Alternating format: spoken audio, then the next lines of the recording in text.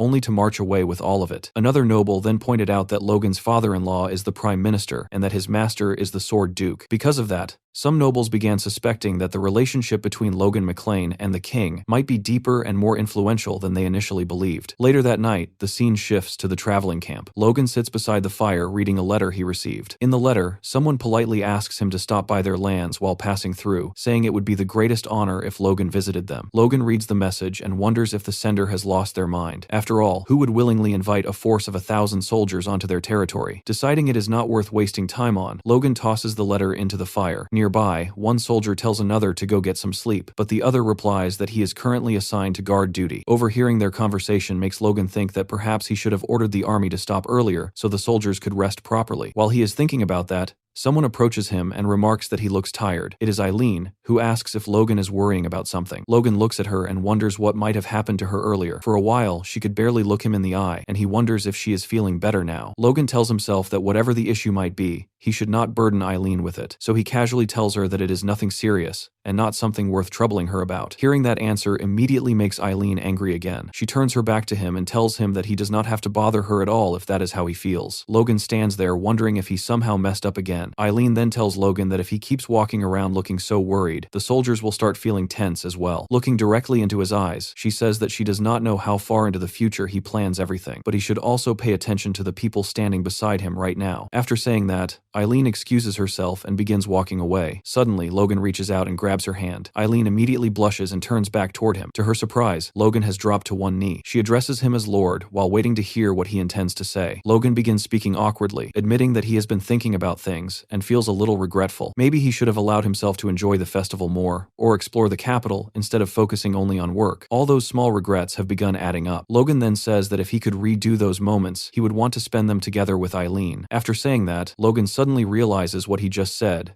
and briefly panics inside his head. But when he looks up and sees the expression on Eileen's face, he freezes. She looks incredibly happy. A single tear falls from Eileen's eye as she tells Logan that he should have simply said that from the beginning. She calls him a dummy before stepping closer to him. Eileen tells Logan that once they return home, they should do many things together, whatever those things may be, as long as they are together. Then she closes her eyes and slowly leans toward him. Logan leans forward as well, and the tension between them becomes intense. Not even mere inches away, their soft lips are about to conquer the distance between their souls and create a bridge of love. However, just before they can close the distance, their heavy armor plates collide and stop them completely. The moment is ruined by the sound of metal bumping together. Logan's face turns completely red as he awkwardly comments that Eileen's armor is truly remarkable. Eileen sighs softly, then leans forward again and gently kisses Logan on the cheek instead. As she pulls away, she lightly brushes Logan's hand with her fingers. Then she softly wishes him a good night before quickly hurrying back toward her tent. Logan remains standing there, watching her leave. Completely mesmerized, he slowly raises his hand and touches the spot on his cheek where Eileen kissed him, still trying to process what just happened. I am going to stop reading if they don't kiss soon. Back at the McLean estate, the atmosphere is lively as everyone gathers to celebrate the return of their heroes. Their trusted coin master, Dwayne, raises a glass, or rather a full pint of wine, to welcome them home. One by one,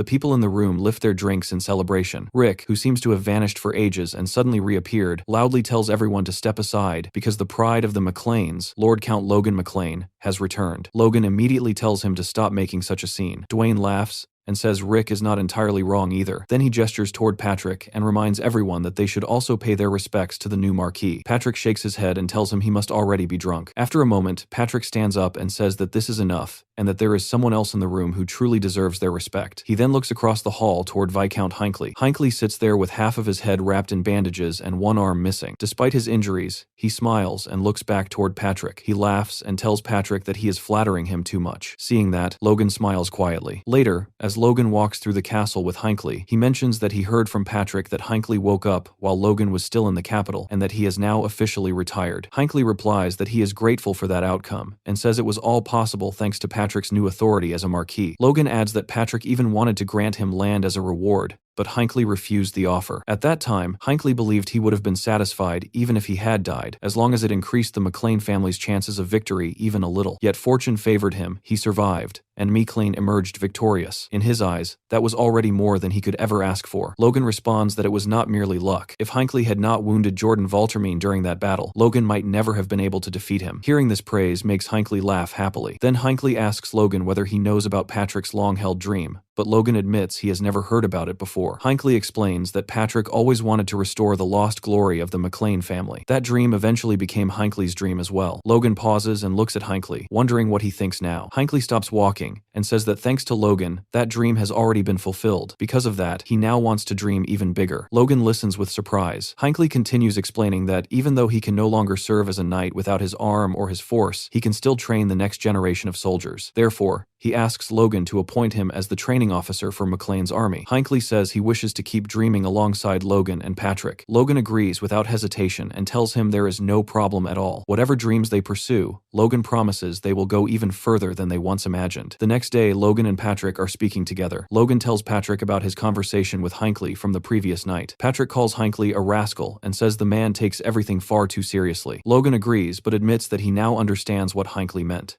Logan says that he plans to head into town immediately because there is still work to handle, and he also wants to continue his training. However, Patrick does not seem pleased with that answer. He asks Logan something carefully, wondering if Logan dislikes him, or perhaps the people living there. Logan is confused and asks what his father means. Patrick explains that other people can easily take care of the aftermath of the war. Logan replies that although that may be true, he would feel more satisfied handling it personally, since he already has plans in mind. Patrick then asks Logan whether that plan is truly so urgent that he must keep working endlessly and worrying the people around him. At this point, it no longer sounds like a simple conversation, but rather a father giving firm advice to his son. Patrick finally issues an ultimatum. For the next week, Logan is forbidden from both training and working. If Logan tries to ignore that order, Patrick warns that he will exclude him from all family matters for the foreseeable future. Logan asks what exactly he means by that, but Patrick begins pushing him out of the office, while insisting that it is for Logan's own good, and telling him to get some rest. Just then, someone can be seen running toward them while calling out Patrick's name. The person turns out to be Dwayne. When he notices Logan standing there as well, he remarks that the timing could not be better. Patrick immediately tells him to stop and not say another word. However, Dwayne insists that the matter is urgent. Logan quickly steps in front of his father and tells Dwayne to speak. Patrick looks ready to scold them both, but Dwayne explains that whatever argument they are having should wait because they need to hear this message first. He says that the news comes from Kalia. Hearing that name immediately makes both Patrick and Logan become serious again. Logan asks if Dwayne means Kalia, as in Wiccan Kalia. Dwayne confirms it. According to the message, 200 soldiers from Kalia's forces, including their knight commander, have arrived in McLean territory and have formally requested to transfer under Logan's command. On the day of King Roger's coronation, the punishments for the defeated faction of the Civil War were officially announced. Most of the nobles involved escaped with relatively light penalties, such as heavy fines or strict limits placed on the number of troops they could maintain. However, nobody expected the two marquisates that supported the losing side to survive at all. Even then, the king's decision exceeded everyone's expectations. King Roger explained that the two marquises were placed in a position where it was extremely difficult for them to disobey the orders of powerful dukes. Because of that circumstance, he chose to spare their lives. Instead of execution, he demoted both of them to the rank of count and confiscated half of their territories. The entire hall was stunned by this announcement. On top of that, the two former marquises were ordered to serve under the Esperanza Knight Order for 10 years. Logan glanced toward Felix after hearing the verdict, and Felix quietly admitted that he already knew about the decision beforehand. Felix lowered his head and explained that those two nobles had merely been manipulated by the greed of Jordan and Juan. According to Felix,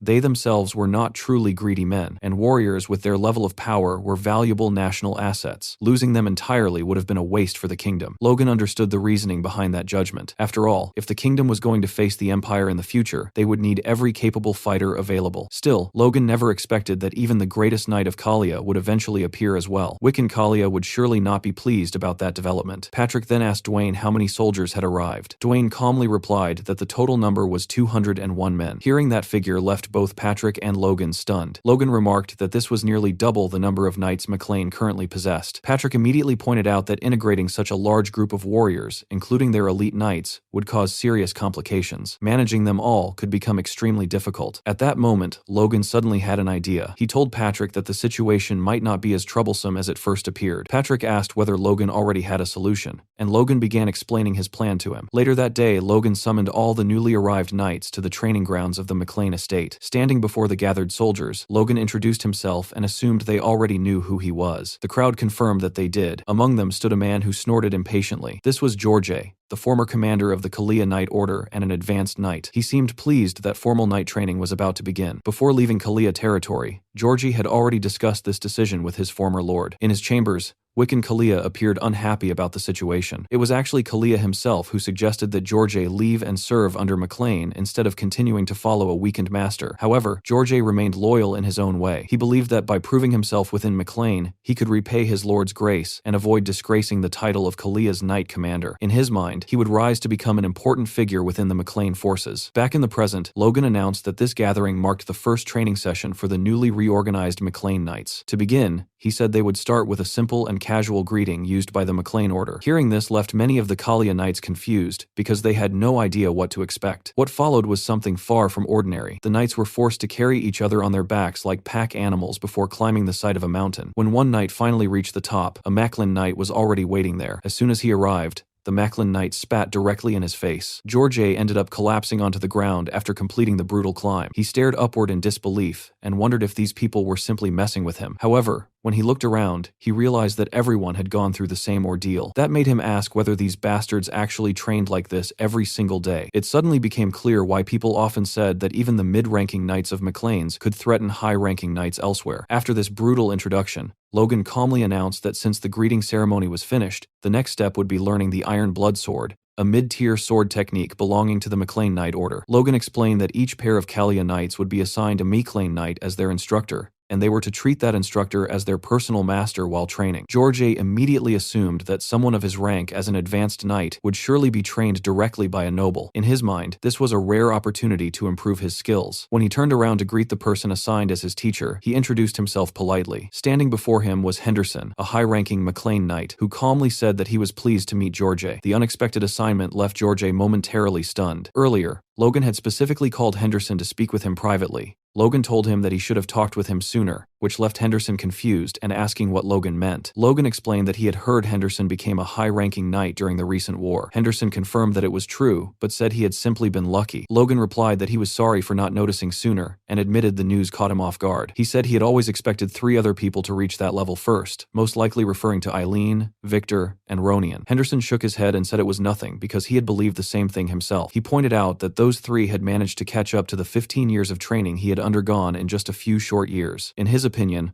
all of them would eventually become high-ranking knights as well. Logan responded that even so, Henderson was still the first among them to reach that rank, and he should feel proud of it. Logan also mentioned that Henderson was highly respected among the knights, and that everyone had voted for him to become the next knight commander. Henderson, however, admitted he was not certain he deserved such a position. Logan then surprised him by posing a challenge. Considering everything they had just discussed, Logan asked Henderson who he believed should become the next knight commander between himself and George. Henderson clearly had not expected such a question. Meanwhile, George was currently undergoing intense training. After repeatedly practicing the new technique, he was nearly out of breath. Henderson praised him, saying it was impressive that George had progressed so far in only 10 days. George tightened his grip on his sword and thanked Sir Henderson, saying it was all because of Henderson's guidance. Henderson shook his head and said the credit belonged to George's hard work alone. George then asked Henderson why he treated him so kindly. Henderson replied that he was simply following orders. George pointed out that not long ago they had been enemies on the battlefield. Henderson explained that only about 30 knights in the order were originally from McLean. The rest had joined later, just like George had. Hearing that made George lower his gaze in embarrassment. He admitted that he felt ashamed because he had originally expected to receive a high position immediately after arriving. Henderson replied that such a possibility still existed. After all, George was an advanced knight, and their lord valued talented individuals greatly. George then asked Henderson how he personally felt about the situation. The question caught Henderson off guard. George wondered whether Henderson truly had no objections. Henderson answered calmly that a knight simply follows orders, and that his own opinions did not matter. As long as the knights of McLean grew stronger, he did not care who held the position of command. He said this with a cheerful smile that made him seem almost saint-like. George opened his mouth as if to say something, but stopped himself at the last moment. Instead, George suddenly bowed deeply and declared that he, George, former commander of the Kalia Knights, swore to follow Sir Henderson as his superior knight. Seeing this unexpected display left Henderson unsure how to respond. He awkwardly asked George what exactly he was doing. Watching this scene from a balcony above, Logan remarked that it seemed the knights from Kalia would integrate into McLean's forces quite well. Logan then told his father that they had also found their new knight commander. Patrick agreed that Henderson was an excellent knight. However, Patrick admitted that he had always imagined Ronian becoming their next commander instead. Patrick explained that if Logan eventually inherited the house, it would make sense for Ronian to lead the army as his brother. Hearing that made Logan pause because he had never really thought about inheriting the house in that way. At that moment, Logan told Patrick that he intended for Ronian to inherit Patrick's title instead. Patrick reacted with shock and disbelief. He looked almost upset and demanded to know what Logan was talking about. Logan calmly explained that Ronian was perfectly qualified for the position. Patrick refused to accept that reasoning and argued that Logan had already done far too much for the McLean family. Logan then revealed that he was aiming for something far greater than simply leading the house. Patrick immediately asked what Logan meant by that, but Logan replied that he could not reveal his plans yet. He assured his father that Patrick would understand everything eventually, just like before. Logan said that when the time came, everything would become clear. Patrick still could not comprehend what Logan was planning. As they spoke, someone nearby was secretly listening to their conversation from behind a wall. Patrick continued questioning Logan, while the hidden listener clenched his fist tightly. That eavesdropper turned out to be Ronian, who now began wondering whether he might be standing in the way of his brother's future. Later, Patrick tells Logan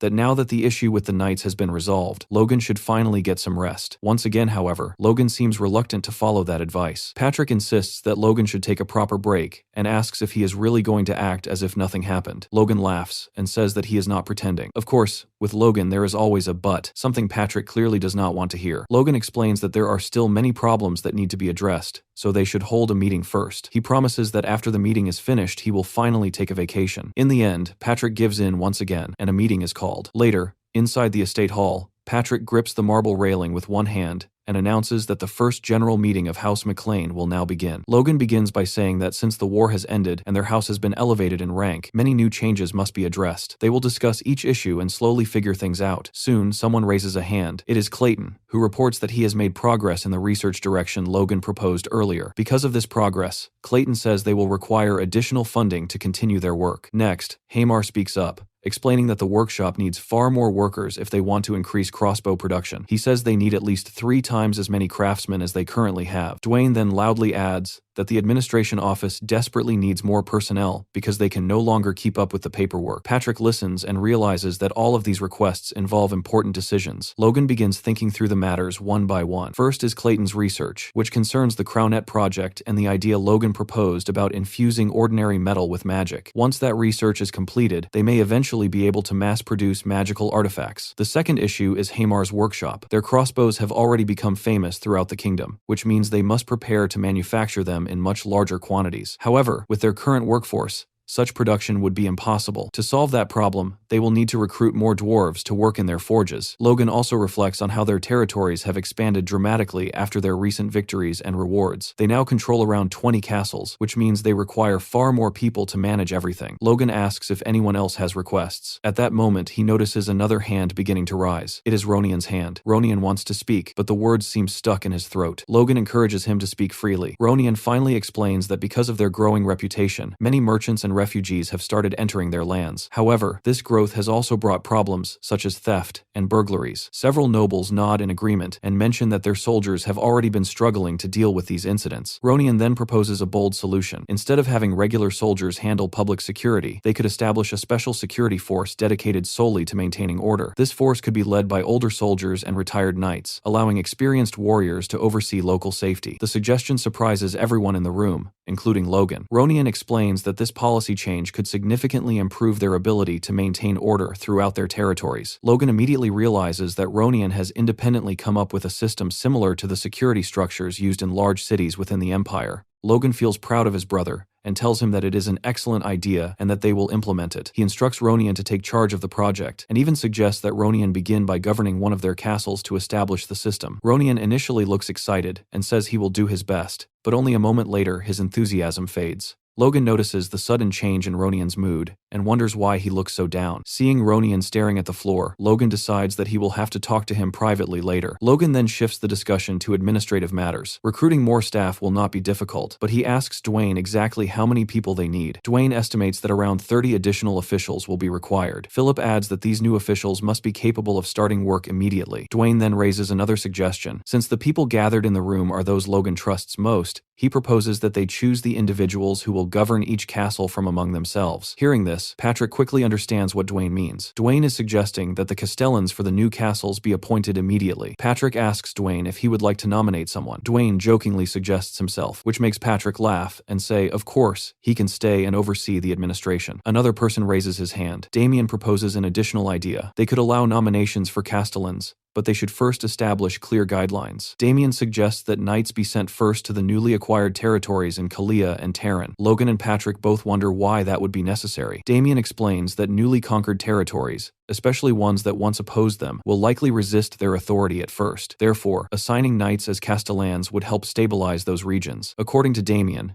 intermediate ranked knights should be sufficient for that task. Patrick praises Damien's proposal and says they will take the suggestion into account. Logan listens quietly while remembering Damien's role in his previous life. Back then, Damien was the brilliant strategist of the freedom fighters. Now he simply looks pleased that his idea has been accepted. The contrast between this life and Logan's past memories feels striking. Logan decides that he will eventually give Damien a more important responsibility. Patrick then announces that they will begin selecting castellans according to Damien's idea, so everyone should start suggesting candidates. Soon, the room fills with raised hands as everyone eagerly nominates people. Patrick laughs at the enthusiasm and remarks that everyone seems eager for responsibility. Logan jokingly says that they might as well consider themselves proto-nobles at this point. Patrick looks proudly at the group of loyal people surrounding him. Only 3 years ago they controlled a single castle, yet now they oversee an entire network of territories. Patrick can hardly believe how much they have grown. He places a hand on Logan's shoulder and tells him that all of this success exists thanks to him. Logan looks toward his father and smiles. It is clear that Patrick feels incredibly proud of his son, and Logan cannot help feeling proud of what they have built together. The scene then shifts to the royal palace. Archduke Felix Esperanza is walking through the quiet corridors of the palace when he encounters one of the guards. The guard informs him that the king is already aware of his arrival and invites him inside. With a respectful bow, Felix enters the king's chamber. Inside, he sees King Roger seated at his desk, writing something carefully. From the look of it, the young king has been busy working. However, as Felix observes him more closely, something else catches his attention.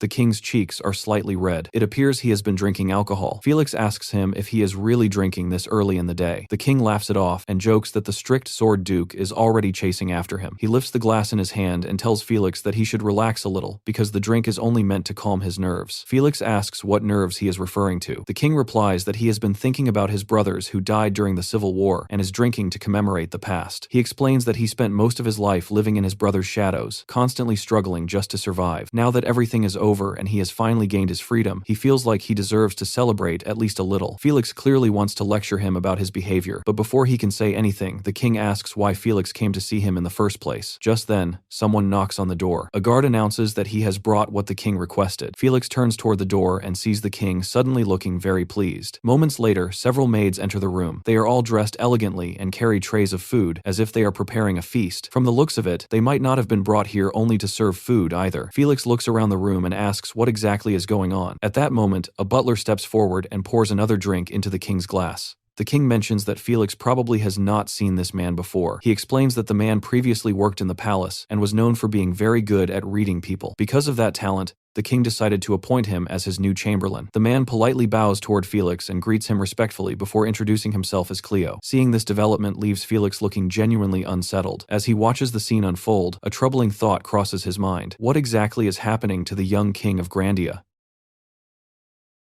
The scene then shifts to the McLean administrative office. Dwayne is seated behind his desk, while several administrators sit around a long table, carefully reviewing stacks of documents. Some of them glance toward Dwayne as the work continues. Fabian approaches and hands him a bundle of papers. Dwayne thanks him and praises the quality of his work. The documents appear to concern the harvest report from Castle Tesserin and the construction of the defensive wall around the town, matters Dwayne had already been expecting. Despite the smooth workflow, the other administrators clearly seem uncomfortable with Fabian's presence. Another administrator suddenly interrupts and asks Dwayne to wait a moment. He points out a small error in the budget calculations and suggests using Rohiter's cross-checking method to prevent similar mistakes in the future. Unfortunately, Dwayne admits that he has never even heard of such a method. Lockman laughs and says he will gladly teach it to him. Dwayne agrees and once again praises both Fabian and Lockman, saying that even though they are newcomers, they have already helped him tremendously. Lockman politely thanks him and says they simply want to serve their lord well for giving them this opportunity. Fabian adds that Dwayne should not hesitate to ask if he ever needs assistance. These two men are demi-barons, former administrators who once served the houses of Douglas and Valterman. The original MacLean administrators watch this interaction with obvious displeasure. Later that evening, inside a tavern, one of those administrators slams his mug of beer onto the table in frustration. The three of them sit together, complaining about the situation. One of them asks why they had to hire nobles to assist them in the first place. As commoners, it now feels like they will have to bow their heads to those nobles from now on. Another man replies that this is probably exactly what will happen. One of them remembers how excited they were during the meeting a month earlier when they heard new staff would be hired. They had received hundreds of applications, and even though the workload was exhausting, they were happy about the help. What puzzled them most was that almost all the applicants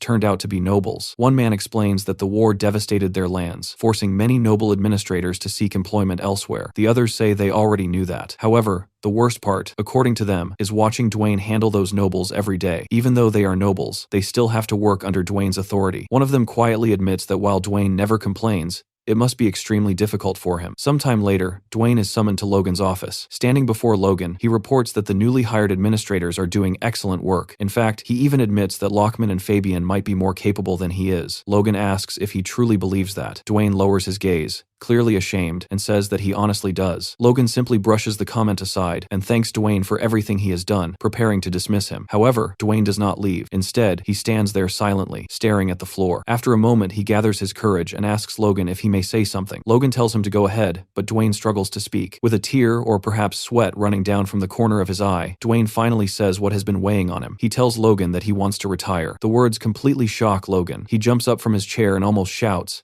asking why Dwayne would even consider such a thing. Dwayne explains that ever since Sir Hinckley stepped down from his position, he began thinking about his own situation. Still looking down, he quietly says that perhaps it is time for him to step aside as well. Logan immediately argues that Hinckley did not truly retire. He now trains the new soldiers. But Dwayne replies that this is not the same situation. Recently, he has begun feeling that his usefulness has run its course. Logan starts sweating in confusion and asks what he means by that. Dwayne explains that the new administrators are clearly more capable than he is. From an organizational standpoint, having a commoner placed above nobles of greater skill may create tension. He apologizes to Logan for causing trouble. Logan quickly says that the real mistake was his own for failing to notice how Dwayne felt. He asks him to pause and think things over carefully before making such a decision. Dwayne remains uncertain, unable to say anything more. Several seconds pass in silence, with Logan thinking deeply while Dwayne keeps staring at the floor. Suddenly, Logan shouts as an idea strikes him. He announces that the solution is simple. Dwayne will become a noble himself. That way, the problem disappears entirely. Dwayne is stunned by the suggestion. Logan walks over and places an arm around his shoulders, explaining that both he and Patrick had been careless. The loyal workers who stood beside them throughout the war deserved proper rewards, and failing to recognize that was their mistake. Dwayne points out that Logan already used all the noble titles the king granted him. Logan laughs and replies that if he asks King Roger for a few more baron titles,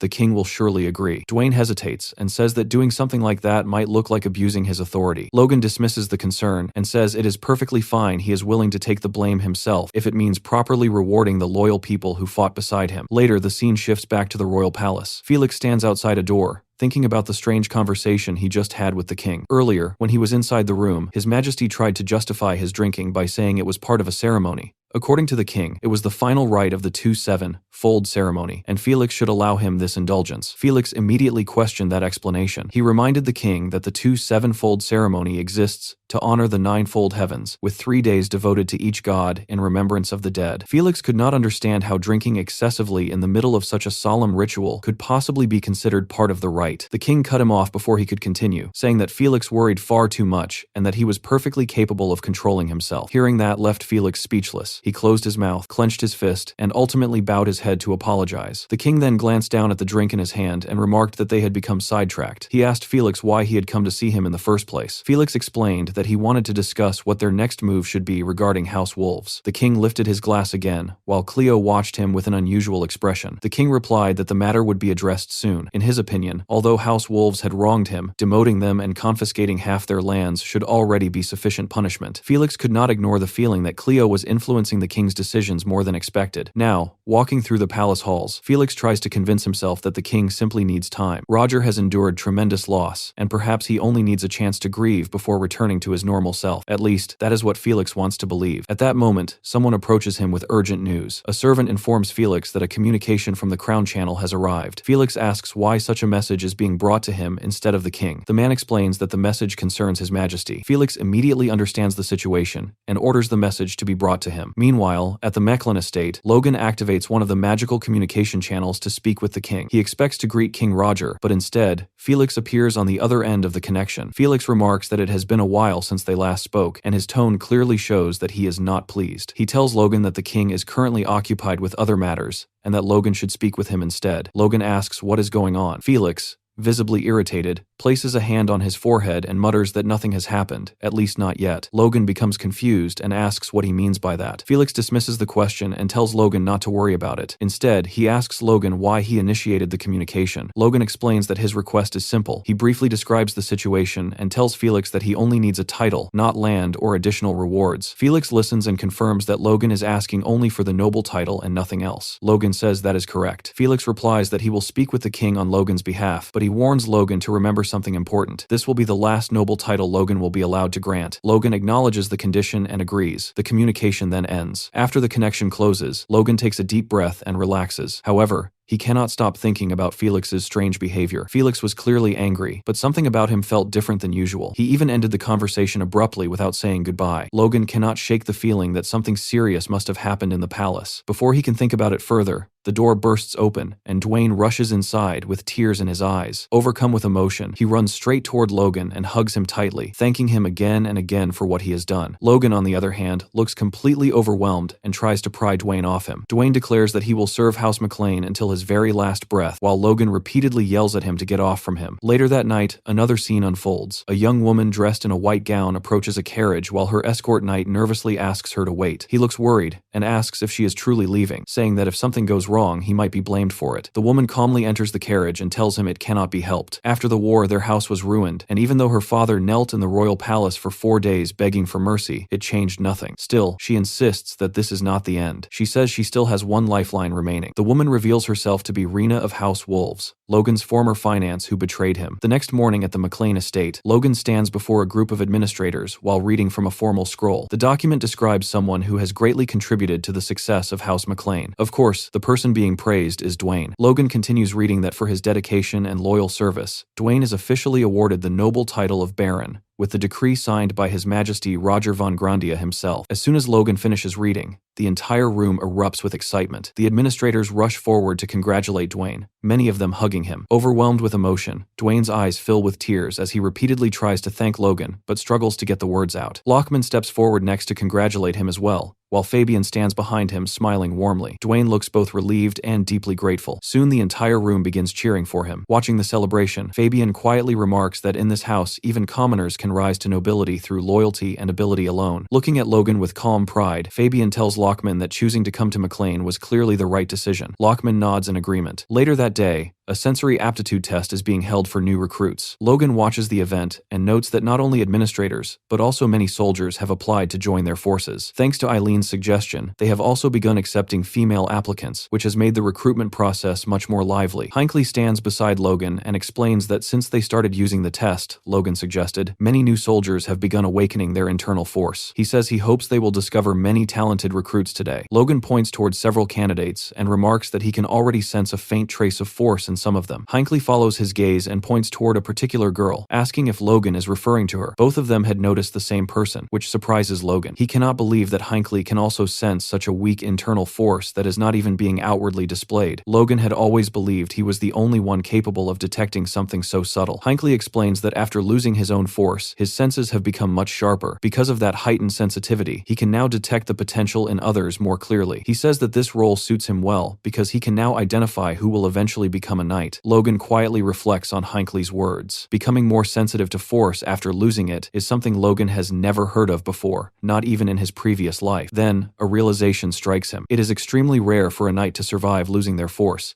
Yet Hinckley managed to do exactly that. Logan suddenly remembers his own situation. In his previous life, he died, which means his force was completely destroyed at that time. Yet after regressing into this life, he gained extraordinary senses that surpassed normal perception. If he could truly understand how this phenomenon worked, he might even awaken aura sooner than expected. While thinking about this revelation, Logan suddenly feels a sharp pain in his head. Hinckley notices the change in his expression and asks if he is alright. Logan quickly replies that he is fine and claims he only felt slightly dizzy. He tells Hinckley that he will head out for a moment. Hinckley says he will send him the full report from the recruitment test later. Logan immediately runs into the forest. Watching him leave, Hinckley wonders if Logan is feeling unwell, but he notices that Logan's force feels stronger than ever. Meanwhile, Logan continues running deeper into the woods, thinking he must find an isolated place where he can attempt to activate his force. However, his plans are suddenly interrupted. He runs straight into Patrick, who asks why he is in such a hurry. Logan explains that he was heading out to train. Patrick asks if he plans to train alone. At that moment, Eileen also appears, running toward them from the forest. Patrick then asks if she is doing the same thing as Logan. Logan asks Eileen what is going on. Eileen reports that among the new female recruits there are several promising candidates. Logan asks if she means the tall girl they noticed earlier. Eileen confirms that she does and says there are others as well. Patrick watches the two of them talk about work and suddenly sighs in annoyance. He asks if they are always like this. Both Logan and Eileen look at him in confusion, and Logan asks what he means. Patrick bluntly explains that they are a young couple who constantly talk about work. Then he asks them directly when they plan to get married. Later, beside a quiet river, Logan sits alone with Lux resting near him. It seems he ran away from that awkward conversation. He assumes that Eileen must be angry again, but suddenly she appears behind him. To his surprise, she does not look angry at all, though she is clearly blushing. Logan immediately apologizes and says he embarrassed himself earlier. Eileen smiles softly and tells him it is fine, because she was also surprised, but at least she did not run away like he did. Logan apologizes again, but Eileen says she did not come here for an apology. That statement surprises him. Then she asks him directly when they will get married. She says they should at least decide on a date so that situations like earlier will not happen again. Logan blushes intensely. Then Eileen asks an even more direct question whether he actually does not want to marry her. Hearing that makes Logan panic. Sweating nervously, he loudly insists that this is not the case at all. Realizing how he sounded, he quickly calms down and apologizes again. Eileen sighs with relief and admits she briefly thought her fiancé had rejected her. She brushes her hair aside while Logan struggles to find the right words. Finally, he says that Eileen is simply too good for him, and that is why he worries their marriage might not work. Eileen asks why he believes that. Logan fidgets awkwardly and explains that there is far too much work waiting for him. He will likely be busy for at least the next 5 or 6 years, which means he might become a terrible husband. He apologizes sincerely. Eileen listens quietly before answering. Once again, she surprises him. She says that if Logan will be so busy, then he will need someone beside him to stabilize everything. While Logan focuses on his responsibilities, someone must maintain the household and keep everything running smoothly. Logan argues that such a life would be unfair to her, but Eileen gently asks why. She reaches out and places her hand on his cheek. She tells him that a man who understands his own flaws can still become a wonderful husband. If all his hard work is meant to protect their house and people, then it only means she will be busy as well as both his knight and his wife. Logan stares at her, completely flustered. Slowly, he places his hand over hers and admits that he had been thinking about everything the wrong way. He calls himself a fool for not realizing it sooner. Then Logan leans forward and kisses Eileen,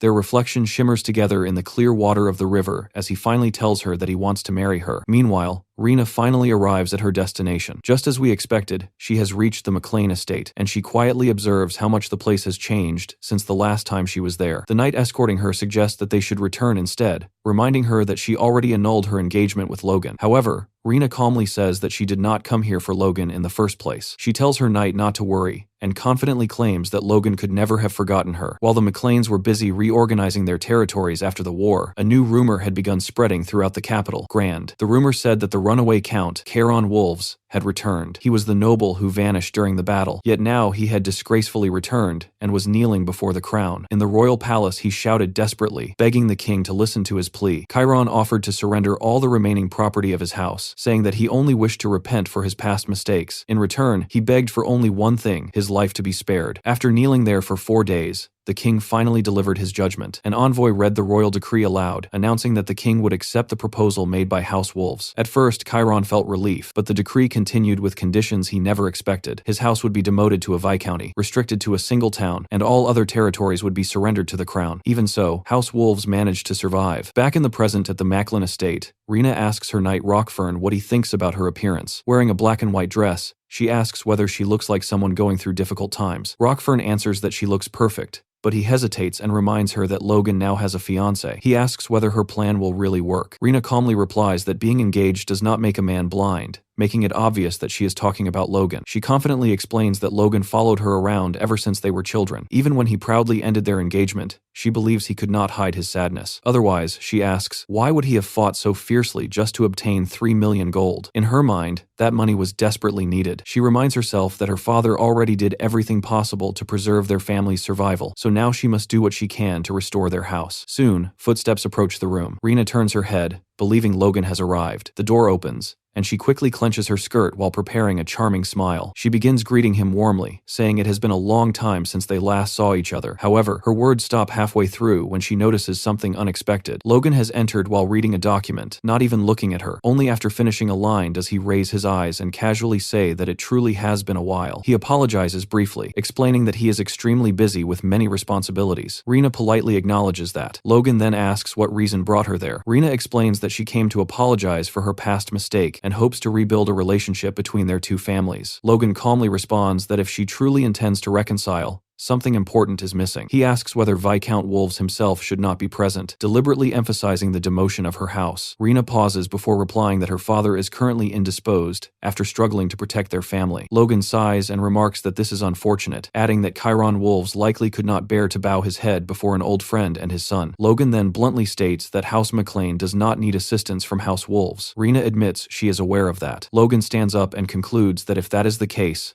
the conversation is finished. Rena quickly panics and asks Logan not to leave yet, saying there is still more to discuss. Logan tells her to speak quickly because he has no time to waste. Realizing her initial approach failed, Rena tightens her grip on her skirt and begins acting more emotional. She bites her lower lip and suddenly begins crying, saying she came to beg for Logan's help. She asks him to remember their past together and help her struggling family. Tears stream down her face as she blushes dramatically. Logan looks momentarily surprised, and Rena immediately realizes she has caught him off guard. She wipes her tears and apologizes softly, claiming her emotions overwhelmed her. Beneath her lowered hair, she secretly smiles, convinced Logan has not forgotten her. Rockfern notices that familiar expression on her face, while Logan struggles with sudden flashes of painful memories from his past life. Rena continues speaking, explaining that although House Wolves has fallen into hardship, they were once one of the kingdom's greatest merchant families. Their distribution networks and commercial knowledge still exist. Logan does not see the relevance, but Rena presses her hand against her chest and explains her proposal. If McLean partners with them, they could sell the new weapons developed by House McLean and generate profits 30 times greater than the costs. Realizing what she is trying to do, Logan grows irritated. He stands up from the couch and tells her that McLean can handle trade on its own. He asks her to leave. Desperate, Rena asks him to wait and reveals her final card. She offers her hand in marriage. If they marry, she explains, their families will be permanently bound together. Logan walks toward the door even faster, waving casually and thanking her for the offer, but saying he is not interested because he will be getting married soon. Rena smiles faintly and asks if this is because she once broke their engagement. She blames Duke Douglas, claiming he pressured her at the time,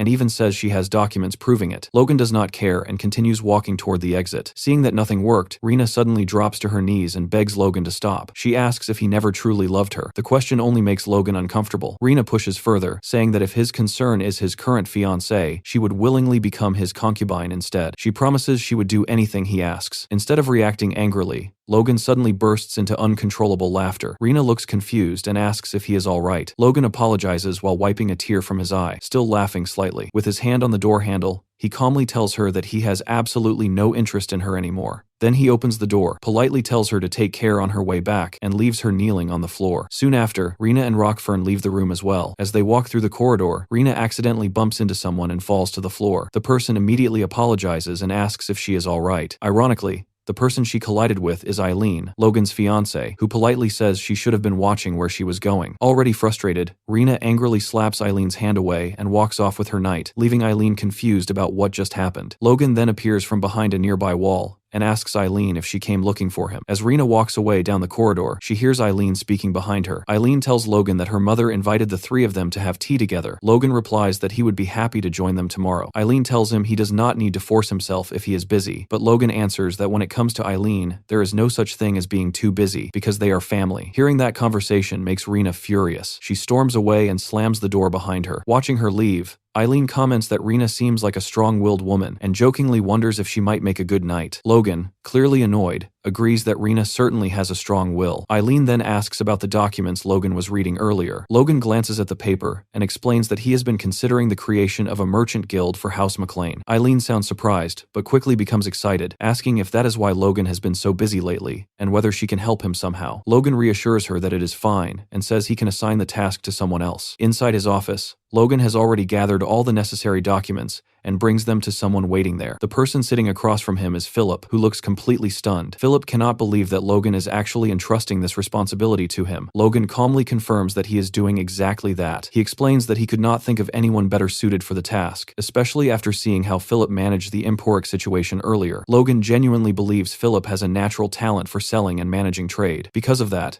Logan wants Philip to become the head of the McLean Merchant Group. Philip still looks unsure and asks Logan if he is truly serious about placing such trust in him. He wonders how Logan can rely on him so blindly. Then Philip suddenly remembers the contract that binds the two of them. His life technically belongs to Logan, which makes him someone Logan can easily trust. Logan then explains his first plan for the Merchant Group. He intends to start by selling the surplus grain stored in McLean's territories, which alone should generate at least 10 million gold. Logan tells Philip that all the required documents have already been prepared. He will also provide him with servants, guards, and workers to assist with the operation. Logan then casually reveals something that leaves Philip speechless. He tells Philip that he has 100 million gold coins in reserve that Philip can use however he sees fit to build the merchant group. Philip cannot even comprehend such an enormous sum of money. Logan adds that Philip will receive a commission of 0.5% of the profits, which immediately makes Philip stand up in shock. Philip asks Logan directly what he truly expects from him in return for such resources. Logan replies that he only wants two things. The first is obvious. He wants the merchant guild to become profitable.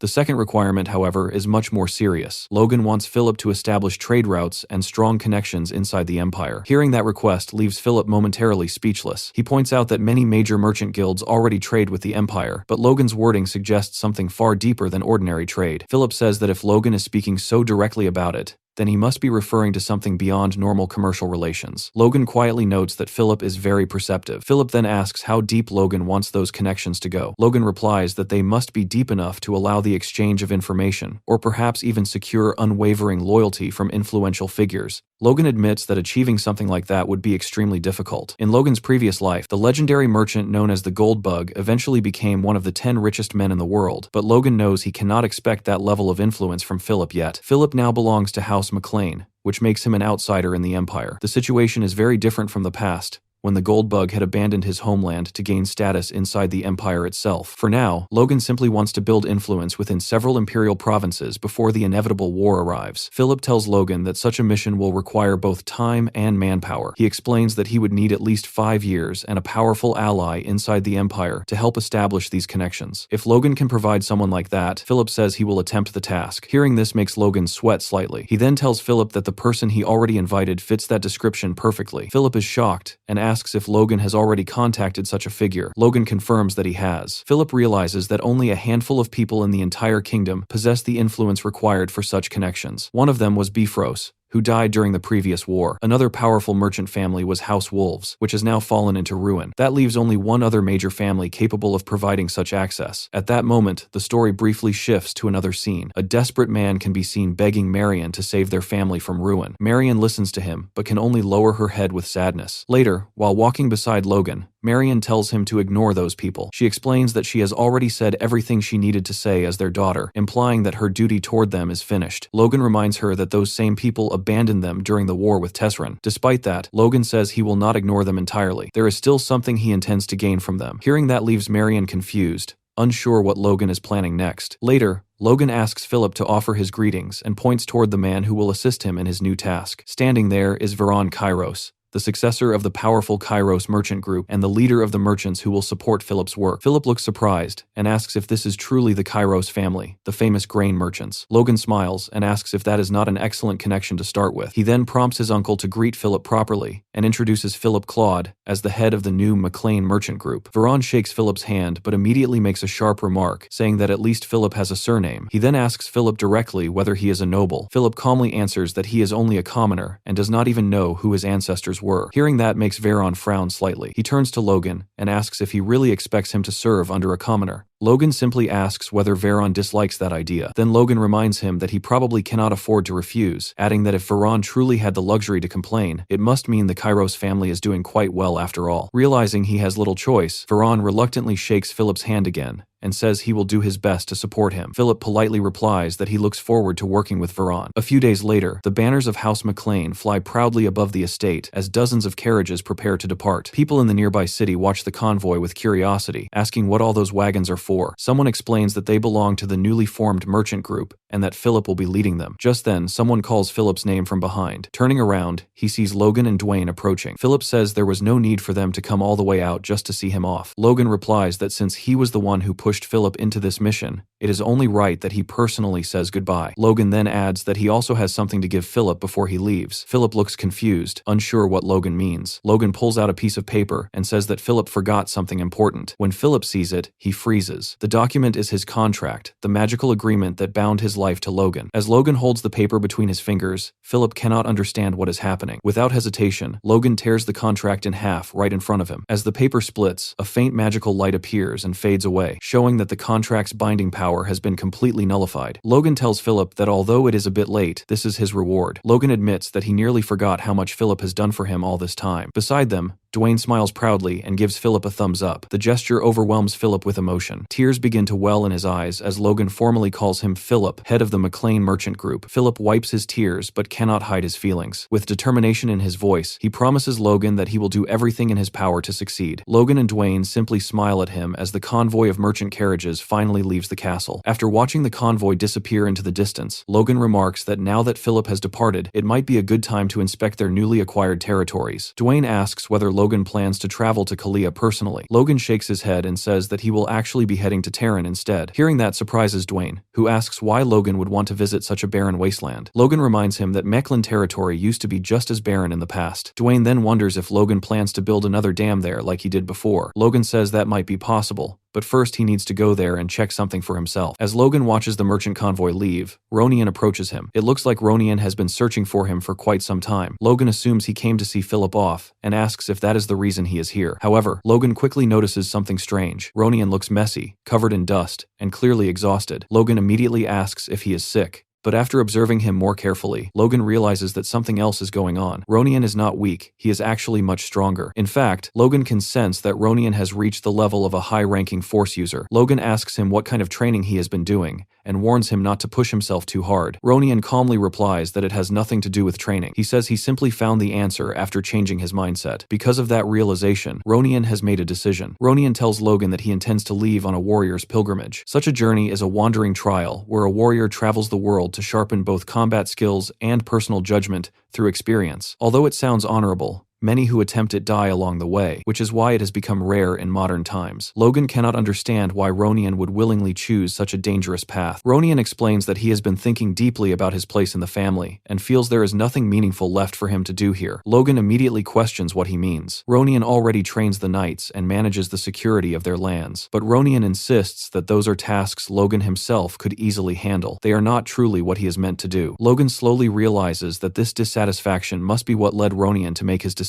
In truth, Ronian would likely awaken Aura soon, even if he remained here. Logan then asks him directly who put this idea in his head, who convinced him to leave. To Logan's surprise, Ronian says the answer is simple: Logan himself. Ronian explains that it has always been this way. Logan has become the pillar of their family, but even before that, he was always Ronian's anchor. Whenever their family faced hardship, Logan was always the first person to step forward and protect them. Because of that, Ronian always stayed behind and trusted that Logan would handle everything. That faith carried him through countless battles, but now he believes it has become a burden holding him back. Ronian confesses that if things continue like this, he will eventually become someone who only depends on Logan. He believes that would ultimately hold Logan back as well. Hearing this makes Logan struggle internally. He wants to deny Ronian's reasoning. Instead, Logan tells him the opposite is true, that he himself might be the one preventing Ronian from growing further. In Logan's previous life, Ronian was destined to become the youngest aura user in the kingdom, a result of the family's relentless effort to restore its former glory, but that future never happened. Ronian awakened his force much earlier in this life and began learning the divine sword techniques, yet somehow he seems to have lost the burning motivation to grow stronger. Logan remembers the tragic fate Ronian suffered in the past when he was killed by the Empire. Now that same brother stands before him asking for his blessing. Logan wants to say something to stop him. However, after a moment of silence, he simply smiles. He realizes that the Ronian standing in front of him now is not the same Ronian from his past life. The next morning at dawn, Ronian prepares to depart. Logan asks if the small amount of equipment he packed is really all he needs. Ronian replies that it would have been nice to receive a grand farewell ceremony, but he promises he will only be gone for a short time. Marion, their mother, immediately questions that claim, reminding him that such pilgrimages can take years. She asks why he must go through something so dangerous. Ronian laughs softly at her worry. Marion reminds him how many nights she cried when he left for battle in the past. Patrick jokingly remarks that when he went to war, she only told him, "Good luck." Ronian gently explains to his mother that this journey is necessary not only for himself, but also for their family. Realizing she cannot change his mind, Marion begins to cry and begs him not to do anything reckless. Ronian reassures her, even though Logan silently knows that danger will certainly await him. Still, Marion calms down enough to embrace him tightly. Ronian smiles warmly and tells his family that he will be leaving now. Patrick wishes him good luck, and Marion asks him to send letters whenever possible. As Ronian walks away from the estate, he notices someone waiting further down the path. A voice calls out, asking how long it takes to say goodbye. The person waiting there is Victor, who has already prepared a horse for Ronian. Victor says he thought Ronian might forget that today was the day he planned to leave. The two stand face to face like brothers from other mothers. Victor warns him not to slack off during training. Ronian replies that when he returns, he will defeat Victor with one hand. Victor mocks him and asks if he will even survive the journey, reminding him how dangerous the world truly is and calling him a spoiled brat. Ronian laughs loudly at that and says everyone keeps underestimating him. Victor smiles as well. The two of them bump their fists together before Victor finally wishes him luck on his journey. Deep in a workshop hidden within the woods, the loud echo of metal striking stone fills the air. A hammer repeatedly hits a block of rock as someone carefully chisels away at it. The person working is Hamar, who is completely focused on finishing another sculpture. As he works, he mutters that he can finally see the end of his 142nd noir. At that moment, Logan walks into the workshop and asks Hamar who exactly the statue represents. Without looking up from his work, Hamar explains that it is a woman he once loved 200 years ago, a beauty so extraordinary that even his current skill cannot perfectly recreate her. Logan curiously asks if she was really that beautiful. Hamar immediately replies yes and tells Logan to stop distracting him because the eyes are the most important part of the statue. However, Logan steps even closer to inspect the sculpture, which only irritates Hamar further. That moment of distraction causes Hamar to strike the wrong pressure point on the stone. In an instant, the entire sculpture cracks and collapses, ruining the piece he had worked on for so long. Logan quickly insists that he did not actually do anything. Hamar angrily asks why Logan even came to see him in the first place. Logan calmly places a hand on Hamar's shoulder and says it looks like Hamar has plenty of free time now. Then he tells him that they need to go on a trip together. Hamar stands there silently,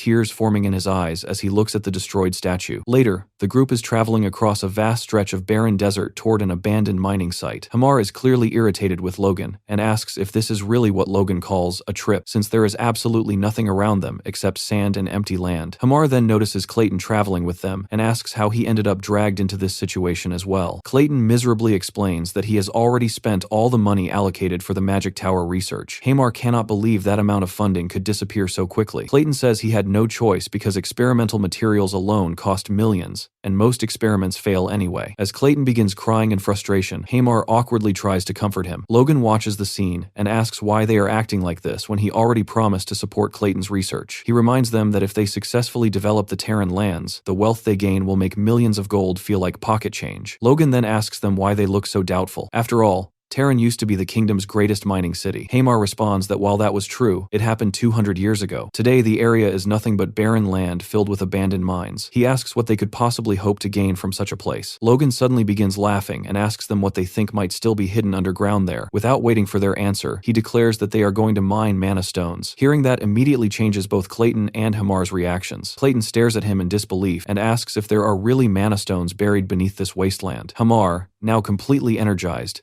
immediately asks where he should begin digging. Logan points toward them and proudly declares that the reason they came all this way is to find those mana stones. Clayton and Hamar slowly realize that Logan never actually confirmed that mana stones truly exist here. He might simply be guessing. In their minds, they start calling Logan a bastard for dragging them all the way into the desert without any proof that the mana stones are even there. Mana stones are considered the lifeblood of the magical world. They are essential materials used to create artifacts, magical scrolls, and communication orbs. Nearly every form of sorcery depends on them as a consumable fuel source, which makes their value immense, so immense that the discovery of a mana stone deposit can completely transform the fortune of an entire nation. However, this kind of discovery is also a dangerous double-edged sword. Revealing such a resource can easily attract the attention of powerful empires and accelerate an invasion. Even knowing this risk, Logan believes it is worth taking. From the memories of his past life, he knows the Empire invaded the kingdom specifically because mana stones were discovered in Terran. If he can claim those deposits first and complete the research on the Crownet, Terran could become the greatest weapons manufacturing center on the entire continent. After thinking through this plan, Logan turns toward Clayton and Hamar and simply tells them that it is time to begin digging. The project soon begins inside the abandoned mines of Terran. Clayton takes command of the excavation, summoning his earth golems to perform the heavy labor. The massive constructs smash through stone walls with their powerful fists, clearing pathways deep underground. Hamar watches the progress with growing satisfaction, noting that the operation is proceeding surprisingly smoothly. As the golems break through layers of rock, Clayton carefully uses his magic to stabilize the tunnels. With precise spells, he solidifies the surrounding earth and reinforces the walls to prevent collapses, ensuring the tunnels remain safe for the miners who will eventually work there. After some time, Logan enters the mine to inspect their progress. He brings food with him. Carrying supplies, he prepared himself for the workers. Watching Clayton control the operation impresses Logan greatly. He praises Clayton for his incredible ability to simultaneously stabilize the ground while controlling 40 golems at once, a display of magical skill that few mages could match. With this level of efficiency, Logan believes it will not take long for the mines to become fully operational. Clayton estimates that at their current pace, they could restore 120 mine shafts in just 4 days. During a break, the duo sit down to eat the sandwiches Logan brought with him. The moment they taste them, both Clayton and Hamar are completely stunned by how good the food tastes. Hamar jokingly remarks that Logan is unexpectedly talented at cooking for a nobleman, a skill he never expected him to possess. Clayton nods in agreement. Logan nearly reveals too much and begins explaining that he learned to cook back when he was a mercenary, but he quickly stops himself and changes his story, and casually claims that he once knew a mercenary who happened to be an excellent cook. Clayton looks puzzled by that explanation and wonders what kind of mercenary spends his time perfecting recipes in the kitchen. Several days later, the group descends deep into the 82nd mineshaft. They have been searching tirelessly for signs of mana stones, and Clayton urges everyone to keep moving because he believes they are getting close. Suddenly, he stops and presses his hand firmly against the stone wall. His expression instantly changes to one of complete shock. Before Clayton can even explain what is happening, Logan asks if he senses something unusual. Clayton spreads his hands across the rock surface, his eyes wide with disbelief. After a moment, he confirms that the energy flowing through the stone is unmistakable. The wall contains a vein of mana stones. Overcome with excitement, Clayton begins shouting about the discovery, until Hamar quickly tells him to quiet down before he brings the entire tunnel crashing down. Logan shares their excitement as well. After all the effort, they have finally found the resource that will shape Terran's future power. At the same time, back at the McLean estate, Dwayne is working in his office when a communication orb suddenly activates. Logan appears on the other side of the magical connection, looking looking messy and frantic. Dwayne is startled by Logan's appearance, but Logan immediately begins issuing orders without giving him time to ask questions. Logan instructs him to hire every available worker from Haroon, including as many dwarves as possible, and send them to Terran immediately. He emphasizes that it does not matter if they must pay more than usual, they desperately need manpower. Though confused by the urgency, Dwayne follows the orders without hesitation. Soon, a massive workforce arrives at Terran, 5,000 laborers and 152 dwarves. Logan organizes the massive operation, ensuring that food supplies, tools, and materials are ready for the large-scale mining project.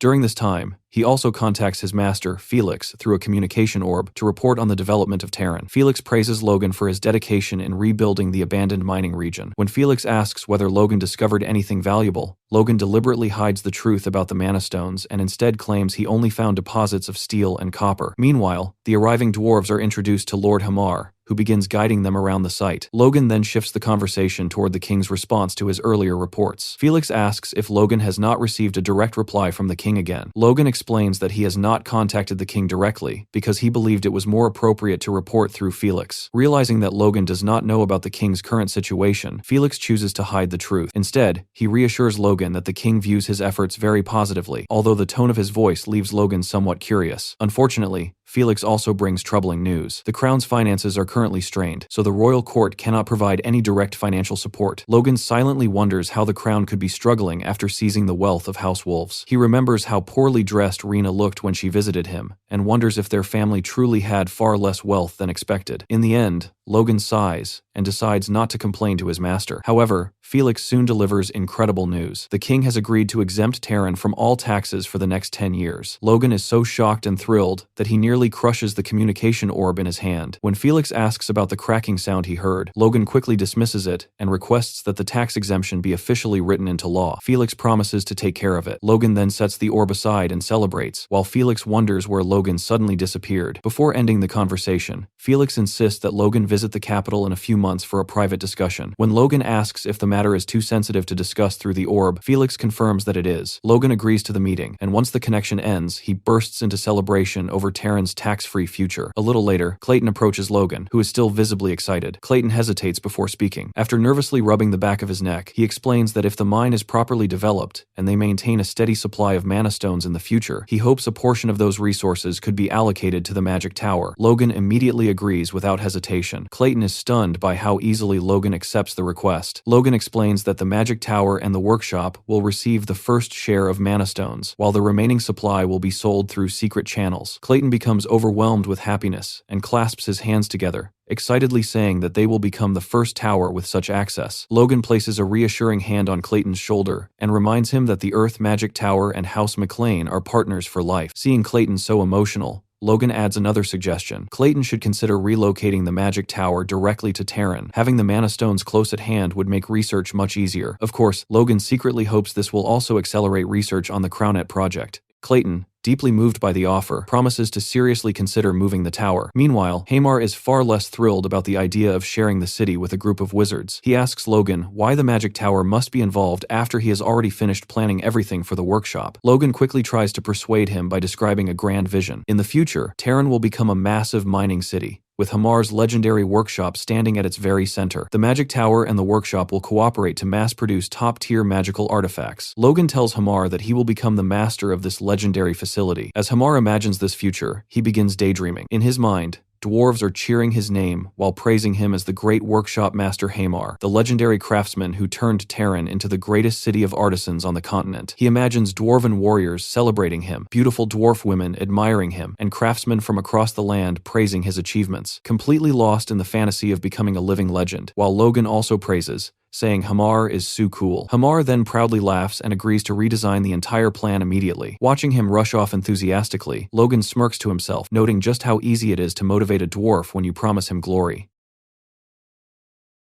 Sometime later in the office, Hamar stood in front of Logan and began giving the report for the second week of Terran's construction. He explained that the construction of the key outer fortress points was mostly finished, and the houses for the workers were already completed. He also said that the preparation for the mine development was nearing completion as well. Logan stood across the table listening and told him that, as expected of Hamar, his work was amazing. Logan then stepped closer and placed his hand on Hamar's shoulder, as if he was about to ask something. He paused for a moment and raised one finger, while explaining that behind the northern mountain range there was the Tenon River, and to the south flowed the Luther River. Hearing this, Hamar immediately started to panic as he asked what about that and why he was bringing it up. Logan remained cheerful, and said that if a dam was built connecting those two rivers, then Terran would become truly prosperous. At that moment, Hamar realized the scale of the work behind that idea, and his mind went blank from the pressure. He grabbed his head in panic and kept repeating that he did not know what to do. Logan still had a smile on his face and asked what was wrong, while reminding him that the Grand Magic Workshop Master's base would become prosperous. Hamar, however, had already dropped to his knees and kept complaining in frustration, as he saw Logan as nothing less than a devil. The Magic Stone Mine, the development of Terran, and Crownet's research were all progressing as planned. Logan understood that once these were completed, the territory's development to stand against the Empire would finally be finished. What remained after that was gathering information and strengthening the kingdom's military power. He held his chin and felt a sense of amusement as he thought about how 4 years ago everything had felt completely hopeless. The situation back then had been unstable and uncertain, yet now things were finally moving forward in a clear direction. But in the middle of that thought, he suddenly stopped himself and forced his mind to settle down. He reminded himself that he needed to stay calm in moments like this, and that he could not afford to repeat the same mistakes as before. He kept telling himself to stay calm again and again. However, his face did not reflect any of that calmness. Instead, his expression turned into something far more sinister. Watching him like that, Hamar completely lost his composure. Panic took over his mind, and he shouted loudly, convinced that his master had finally gone crazy. The scene then shifted to the king's palace, where the king sat inside, continuously drinking as he chugged his alcohol again and again without stopping. After a while, he placed his glass on the table and looked ahead where his butler Cleo was standing. He asked about the drink, saying it tasted good, and wanted to know its name. Cleo, holding the bottle in his hands, explained that it was called Flamma and that it was one of the Empire's finest wines. Hearing the name, the king reacted with slight surprise, as Cleo calmly poured him another glass and added that Flamma meant flame in an ancient language. The word flame triggered a thought in the king's mind, and his expression shifted slightly. He held his drink for a moment and then calmly asked Cleo what he thought about Logan McLean. Cleo was clearly surprised by the sudden question, but still answered properly, explaining that Logan McLean had ended the Civil War and was the greatest contributor who placed the king on the throne. The king agreed with that statement and admitted that Logan was someone he should be grateful to and someone he should thank. However, deep down, he felt that something about Logan was off, and it left him with a strange and uneasy feeling. Trying to relieve that tension, the king decided to take a walk through the palace and was accompanied by the Esperanza knight Louise, along with several other high-ranking knights for security. As he walked through the palace grounds, he felt that the fresh air helped him calm down a little. His thoughts returned to Logan McLean as he reflected on his own behavior, thinking that he might have been too sensitive about Logan's actions recently. Even during the meeting, he had failed to control his expression when Logan was mentioned, and the ministers had noticed it. Even the royal advisor, Felix Esperanza, seemed to have picked up on it. Thinking about his late father, he admitted to himself that he still had a long way to go. Suddenly, a sound came from the bushes, and in the next instant, several black cloaked figures launched an ambush on the king. Louise immediately recognized them as assassins and prepared himself while one of them gave a clear command to kill the king. At that signal, all of them rushed forward at once. Louise ordered the other knights to focus on protecting the king, while he moved to intercept the attackers. He quickly assessed their strength and counted 3 high-level and 15 mid-level enemies. Without hesitation, he charged up his red aura and decided to eliminate the mid-level ones first. He burst forward into the group and cut down 3 assassins in a single strike. Even after being struck down, the assassins did not stop and continued pushing toward the king. Their leader charged his aura and rushed forward, insisting that no one retreat and that the king must be killed. However, in the middle of his charge, he sensed something was wrong and turned to the side only to find Louise already upon him with his aura-charged sword. In a single instant, Louise cut off his right arm. Before he could finish him, other assassins interfered and disrupted his movement. Seeing the situation turn against them, the head assassin realized they were losing and immediately ordered a retreat. The remaining assassins began to withdraw at once, while Louise chased one of them down. At that moment, the escaping assassin suddenly pulled out a piece of paper, tore it, and threw it toward Louise. Realizing it was a magic scroll that would summon a lightning spell, Louise instantly changed direction and rushed back to the king. He shielded the king with his own body and took the full impact of the lightning strike himself. When the king opened his eyes, he found himself completely unharmed, but the attack had vaporized the bodies of the dead assassins,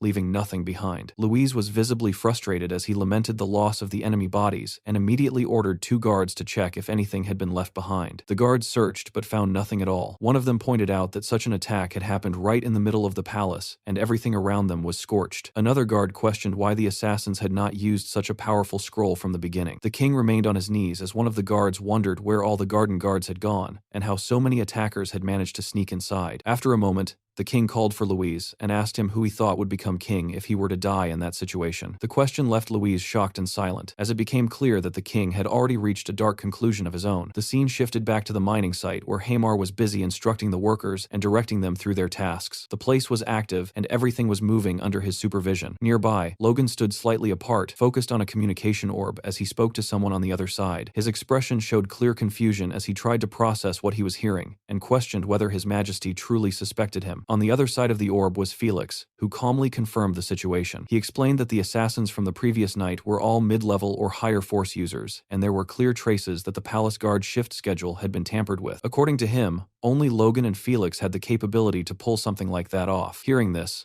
Logan grew even more confused and asked if the king had directly pointed at him. Felix clarified that the king had not said it openly, but had instead asked him to speak with Logan. Logan's thoughts immediately turned restless as he tried to make sense of it. He could not understand why the suspicion had fallen on him after everything he had done to place the king on the throne. The idea that he would now try to kill the very person he helped rise made no sense to him. Despite that, he quickly decided that he needed answers and told Felix that he wanted to meet the king directly and understand the reason behind this suspicion. Felix remained silent for a brief moment before responding. After thinking it through, he agreed and said he would make the necessary preparations. Logan was caught off guard by that wording and immediately asked what he meant by preparing. Felix then explained that the king had made it clear that Logan would not be allowed to meet him alone. He stated that Felix himself had to be present during the meeting in case anything happened, and that someone would be needed to restrain Logan if necessary. Hearing that, Logan's hand tightened into a fist as the weight of the situation finally settled in. What initially seemed like a misunderstanding now felt far more serious. He realized that things had already escalated beyond his expectations, and the situation was far more complicated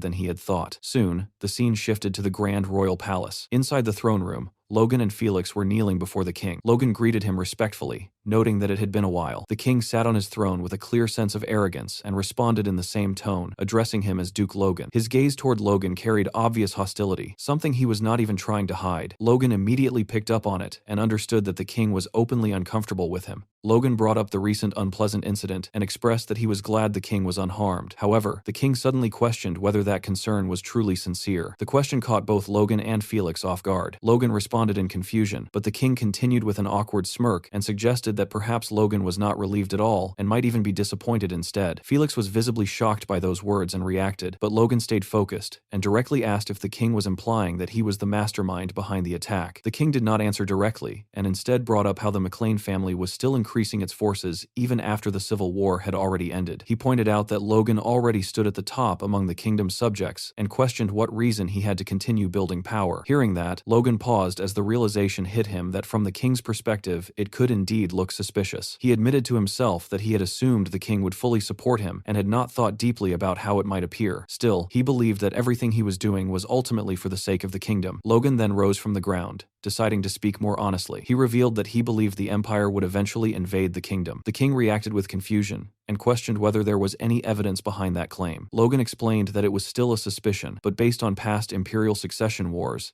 there was a pattern where the empire invaded neighboring countries after succession ended, with the probability being over 70%. The king acknowledged that it was a high probability, and both Felix and Logan listened closely to his response. However, the king's expression suddenly shifted into anger as he pointed out that no subject should gather forces to the point where the king himself could no longer interfere. Felix stepped in and explained that the Macklin family was responsible for the southwest border and was simply fulfilling its duty. Despite that, the king's face showed that he was not pleased with the explanation. After a moment, he admitted that his words had been excessive. Felix let out a quiet sigh, while Logan simply observed him. Felix then advised the king to reduce his drinking. Hearing that, Logan realized this behavior might be related to the king's current state. The king rested his head against his hand in frustration and responded that he would handle that matter himself. Felix immediately apologized. The king then tried to ease the situation by saying that he had likely been overly sensitive, and that if he could not trust Duke Logan, then there was no one else he could trust, especially considering Logan was the one who made him king. Even so, as Logan looked at him, he could clearly tell that the king was still wary. The words sounded reassuring, but the doubt remained. Logan understood that if things continued like this, the distance between them would only grow until he completely fell out with the king. Sometime later, Logan was using a communication orb while discussing the idea of catching the assassins. On the other side was Damien, who sounded confused by the question and did not understand why Logan was asking him something like that. He reminded Logan that he was only an administrator chosen for writing poetry well. Logan remained serious and slightly worried as he thought about the situation. He had already discussed this matter with Felix, the Esperanza Knights, the Royal Inspection Unit, and even the Master of the Royal Magic Tower, yet none of them were able to find any trace of the attackers. That left only one option in his mind: Damien, or more precisely, the strategist of the Independence Army from his past life, the man known as the Evil Brain. Logan told him not to feel pressured and asked him to share anything that came to mind after hearing the situation. Damien hesitated at first, but then began thinking it through. He spoke about how assassinations and attempts on rulers were usually desperate acts. Logan agreed, saying that everything depended on whether such attempts succeeded or failed. However,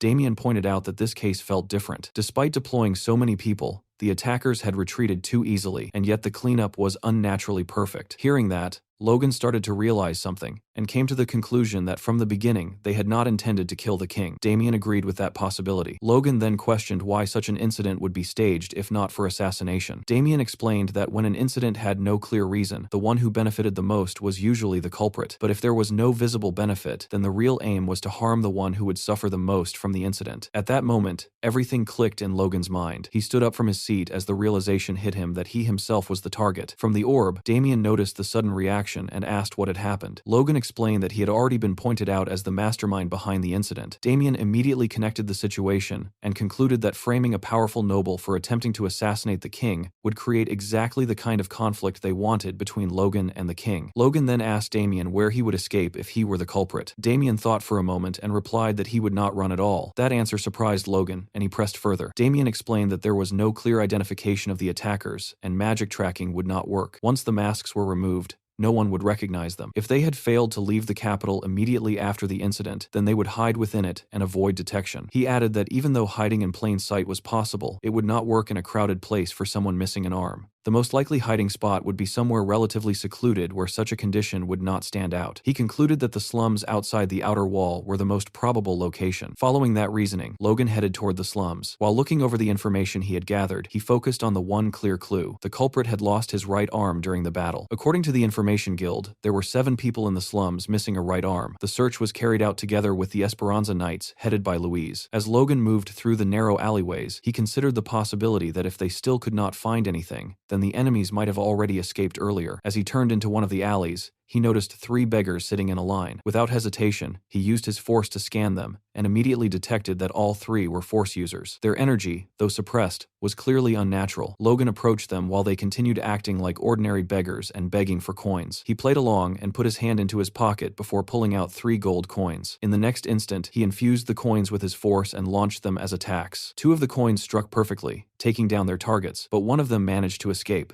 The one who escaped was the captain of the assassin group, the one missing his right arm. He fled desperately by leaping across rooftops, trying to create distance as fast as possible, while realizing that the one chasing him was none other than Logan McClane himself. Before he could get far, Logan appeared behind him and struck again, this time severing his remaining arm. The assassin let out a scream and fell to the ground instantly. Lying there in fear, he faced Logan, who pointed his sword toward him and confirmed his identity as the one without the right arm. However, instead of surrendering, the man suddenly began laughing in a terrifying and unhinged manner. His body started to dissolve into a dark mist as he rejected the idea of being called a mere assassin. Within moments, he completely vanished, leaving nothing behind. Logan stood there in the darkness, trying to process what had just happened. But before he could fully react, his hand began to shake violently, and his sword slipped from his grip and fell to the ground. He covered his face and struggled to breathe as the realization hit him. The air itself had been a trap, and it was now filled with poison. Logan stood in the alleyway, his senses sharpening as he realized the entire environment was laced with poison gas, thick and creeping through the air around him.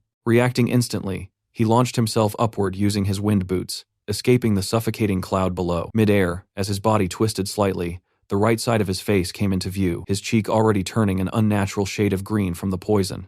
A curse slipped through his thoughts, bitter and annoyed, as he recalled that even in his past life, poison had only ever appeared at the very end, never this early, never this aggressively. He landed on the rooftop without hesitation and immediately activated his force, channeling it inward to purge the toxin from his body. The process was gradual but visible, the green mark spreading across his neck and right cheek beginning to fade little by little. Within seconds, the discoloration completely vanished, leaving his skin clear again as if nothing had happened. Logan exhaled softly, realizing he had successfully forced the poison out of his system. His gaze then dropped toward the alley below, his expression tightening as the situation settled in. The assassins were gone. Not a trace of them remained. Down in the alley, the green poison gas still lingered, swirling faintly in the confined space, and his sword, Lux, lay abandoned on the ground. Staring at it from above, a wave of frustration crept in, the entire situation starting to feel absurd, almost maddening. Sometime later, the scene shifted to the king's chamber, where Logan knelt before the throne, recounting what had happened in the alley. He explained that the assassins were dead, and the king questioned in disbelief, realizing that every single assassin had killed themselves. Logan lowered himself into a respectful bow, admitting that it had all happened in an instant, leaving them with no chance to identify their affiliation or uncover the mastermind behind the attack, and he offered a formal apology to the king. The room fell into a tense silence as the king's face hardened, his displeasure evident before he muttered that it was, as expected. Still bowing, Logan felt a chill run through his thoughts, realizing how suspicious the situation must appear, the kind of outcome that could easily turn suspicion toward him. For a brief moment, it seemed inevitable that the king would question his loyalty, but then, unexpectedly, the king told him to raise his head. Logan looked up, only to find the king smiling warmly, his tone softening, as he reassured him that it was not his fault, that it simply meant the enemy's preparation had been thorough. The king's expression brightened further as he praised Logan for his efforts, calling him by his title and acknowledging his hard work. Both Logan and Philip were visibly taken aback by the sudden shift in attitude, the tension dissolving too quickly, too neatly. Logan, still trying to process the moment, responded with a confused but polite thanks. The king then rose from his throne, admitting that after going through a major incident earlier, he might have been overly sharp. As he approached Logan, he spoke with surprising humility, asking forgiveness for his shortcomings as a ruler. Stopping in front of him, he placed a firm hand on Logan's shoulder and, with a reassuring smile, expressed that there was no one else he could trust if not Logan. Beside them, Felix watched the exchange unfold, his face lighting up with genuine happiness as he addressed the king, clearly moved by the moment. Yet Logan's reaction was far from relieved. As he looked at the king's face, something felt off, a subtle unease creeping into his mind, as if the warmth in front of him didn't quite align with reality. He stood there silently for a brief moment, processing the feeling, before casually brushing it aside. Letting out a light laugh, he scratched the back of his head and thanked the king for his trust. The king laughed along with him, and soon the atmosphere in the chamber eased, the tension dissolving as laughter spread across the room, making it seem, at least on the surface, like everything had settled back to normal. Later, King Roger returned to his usual routine, sitting in his chamber with a glass in hand, seeking comfort in drink as the weight of the day lingered. As Cleo stepped forward and refilled his glass, he casually asked whether His Majesty had enjoyed the meeting with Count Logan. The king paused at the question, repeating the word in a low tone as if testing it before taking a sip. In the very next second, his composure snapped. The glass slammed harshly against the table, the sharp sound echoing through the room as bitterness spilled out of him. Of course he hadn't enjoyed it. His voice turned cold and resentful as he admitted that today had been nothing more than an attempt to fix his own mistake, the foolish mistake of exposing his true feelings so carelessly. His thoughts drifted back to Logan, and he reasoned that while the Grand Duke Felix Esperanza, a man who had lived his life focused on a single purpose, might not notice such subtleties, but Duke Logan certainly would have sensed his intentions. Recalling the moment, the king tried to justify his actions, convincing himself that he had done everything a ruler could, offering an apology as fully as possible. But even as the thought formed, he rejected it. That wasn't what it had been. What he had shown in front of Logan was fear, and worse, it had looked like submission. The realization gnawed at him as his frustration deepened. He questioned himself bitterly, wondering if his two older brothers, had they been the ones to ascend the throne, would have ever suffered such humiliation. The thought pushed him further into despair as he grabbed his head and leaned forward onto the table, his voice cracking under the weight of old resentment. All of it, he believed, stemmed from his past, from being the third prince, always pushed aside by his elder brothers, reduced to a powerless coward hidden away in the shadows. Cleo watched silently, his expression softening with a hint of sadness as he observed the king's breakdown. After a brief pause, he calmly poured more wine into the glass and gently urged the king to listen while he drank. Then, stepping behind him, Cleo lowered his voice and offered a suggestion, and in that quiet moment, it became clear that behind his composed demeanor, he was already setting something into motion, carefully plotting and manipulating the situation in a way that would serve his own purpose. A week later, a carriage rolled into the capital of the Kingdom of Grandia, drawing quiet attention as it came to a halt, and Damien stepped out after thanking the soldier, his eyes scanning the surroundings as he realized he had finally arrived at the capital, while nearby people couldn't help but stare in surprise, whispering among themselves as they recognized the emblem and questioned whether that was truly a McLean family carriage. Before reaching here, Damien had been sitting inside his office, lost in thought after ending a communication call with Logan, unable to understand why someone like him, a low-ranking administrator, had been summoned so suddenly to the capital, especially when the shadow of the recent assassination attempt still lingered in his mind, making him uneasy about getting deeply involved in something far beyond his position. Pushing those thoughts aside, he eventually made his way to a villa where he noticed a cleaner sweeping the entrance, and after approaching him, he asked whether it was the McLean family's villa, only for the cleaner to recognize him as Damien Nadal, the expected guest for the day, but then casually inform him that the Count wasn't present. This immediately caught Damien off guard, and when he asked where Logan had gone, the cleaner explained that a distinguished guest had arrived at the royal palace, forcing Logan to be urgently summoned. And those words lingered heavily in Damien's mind, as he wondered what kind of guest could be important enough to pull Logan away so suddenly, questioning whether such a person even existed in the kingdom right now. The scene then shifted to the royal palace, where the grand doors opened with authority to announce the arrival of a special envoy from the Ares Empire, and Count Christian Molang stepped inside with calm confidence, his long hair and striking red robe making him stand out instantly as whispers spread through the hall, with people quietly pointing out his flawless skin as undeniable proof of imperial royal blood, while he walked forward without hesitation and formally greeted King Roger with composed respect. The king, however, simply watched him in silence without showing any reaction, his expression unreadable as he asked what had brought the Empire's envoy here, and in response, Christian gestured toward his attendants, who began bringing in carts filled with gifts, explaining that, although it was somewhat late, he had come to congratulate the king on his coronation and deliver the emperor's offerings. To one side of the hall, Logan and Felix stood observing everything, and Logan quietly questioned whether it was normal for an imperial envoy to arrive so suddenly, only for Felix to respond that it was not, adding that the king had apparently known in advance, which only deepened Logan's confusion as he silently wondered why the announcement had been made so late, especially since it had disrupted the entire schedule, while Felix could only sigh and remind him that there had been a major incident recently, and the king had simply claimed to have forgotten. Logan, however, didn't buy that explanation, as he firmly believed there were certain things a ruler should never forget, especially something as significant as the arrival of an imperial envoy. As the gifts were revealed one by one, their value became impossible to ignore, with a beautifully crafted crown standing out among them, alongside rare elixirs, a fifth-class artifact designed to support health, and even gems that could no longer be mined, each item carrying immense worth and clearly reflecting the Empire's overwhelming wealth and influence. And King Roger responded with a faint smile as he expressed his gratitude, stating that such generosity deserved to be repaid, but Christian immediately dismissed the idea, calmly explaining that the Emperor did not seek anything in return. However, after a brief pause, his gaze shifted directly toward Logan, and the atmosphere subtly changed as he added that there was, in fact, just one request, before raising his hand and pointing toward him, declaring that the young hero who had resolved the kingdom's crisis, Duke Logan McLean, had been invited to the imperial capital. The words hit with sudden weight, and Logan froze in place as shock spread across his face, his composure breaking for the first time. While beside him, Felix reacted just as strongly, equally stunned by the unexpected declaration. And in that moment, Logan's thoughts spiraled in disbelief as he tried to process what he had just heard, realizing that the Emperor himself had personally invited him. The name of the ruler behind the invitation carried a weight that Logan couldn't ignore: the Emperor of the Ares Empire, Caesius van Ares, a conqueror who had ignited imperial wars and crushed kingdoms under his rule. The very man who had once stood as the main enemy of the Grandia Liberation Front in Logan's past life. Yet despite fighting in that long conflict, Logan had never even seen his face before his death. And now that same figure had personally invited him to the imperial capital, making the situation feel unreal and deeply unsettling. Standing before him, Christian waited calmly for a response, but Logan's attention drifted elsewhere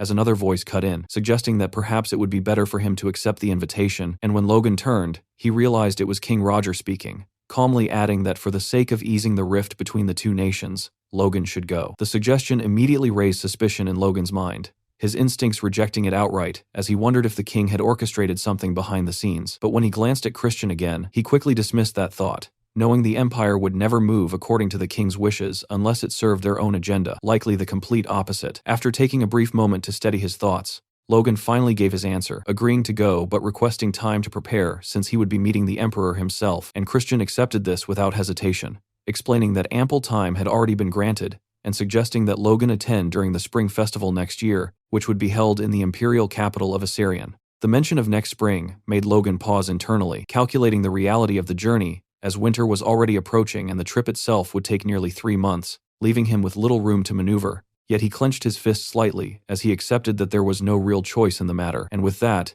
he gave his final response, stating that he would prepare accordingly, while both Christian and King Roger seemed visibly satisfied with his decision. Soon after, the king formally announced that preparations should begin for a welcome party in honor of Count Christian. Sometime later, Logan was seen leaving the castle without any intention of staying for the celebration, with Felix following behind him and questioning whether he truly planned to leave immediately without even attending the party. Logan simply replied that he had work waiting for him in his territory, brushing off the idea of staying, and Felix, half exasperated, questioned what could possibly keep him so busy, only for Logan to shift the tone of the conversation by apologizing and asking him for a favor to keep a close eye on the king while he was away. The request caught Felix completely off guard, prompting him to question whether Logan hadn't already reconciled with his majesty, but Logan calmly explained that this was exactly why he was asking, making it clear that his suspicions hadn't faded at all. Felix let out a quiet sigh, acknowledging that they couldn't afford another misunderstanding like before, and then brought up the imperial envoy, noting how friendly and approachable Christian had seemed throughout the meeting, recalling the way he had spoken kindly to everyone, and questioning whether Logan still believed the Empire intended to wage war despite that.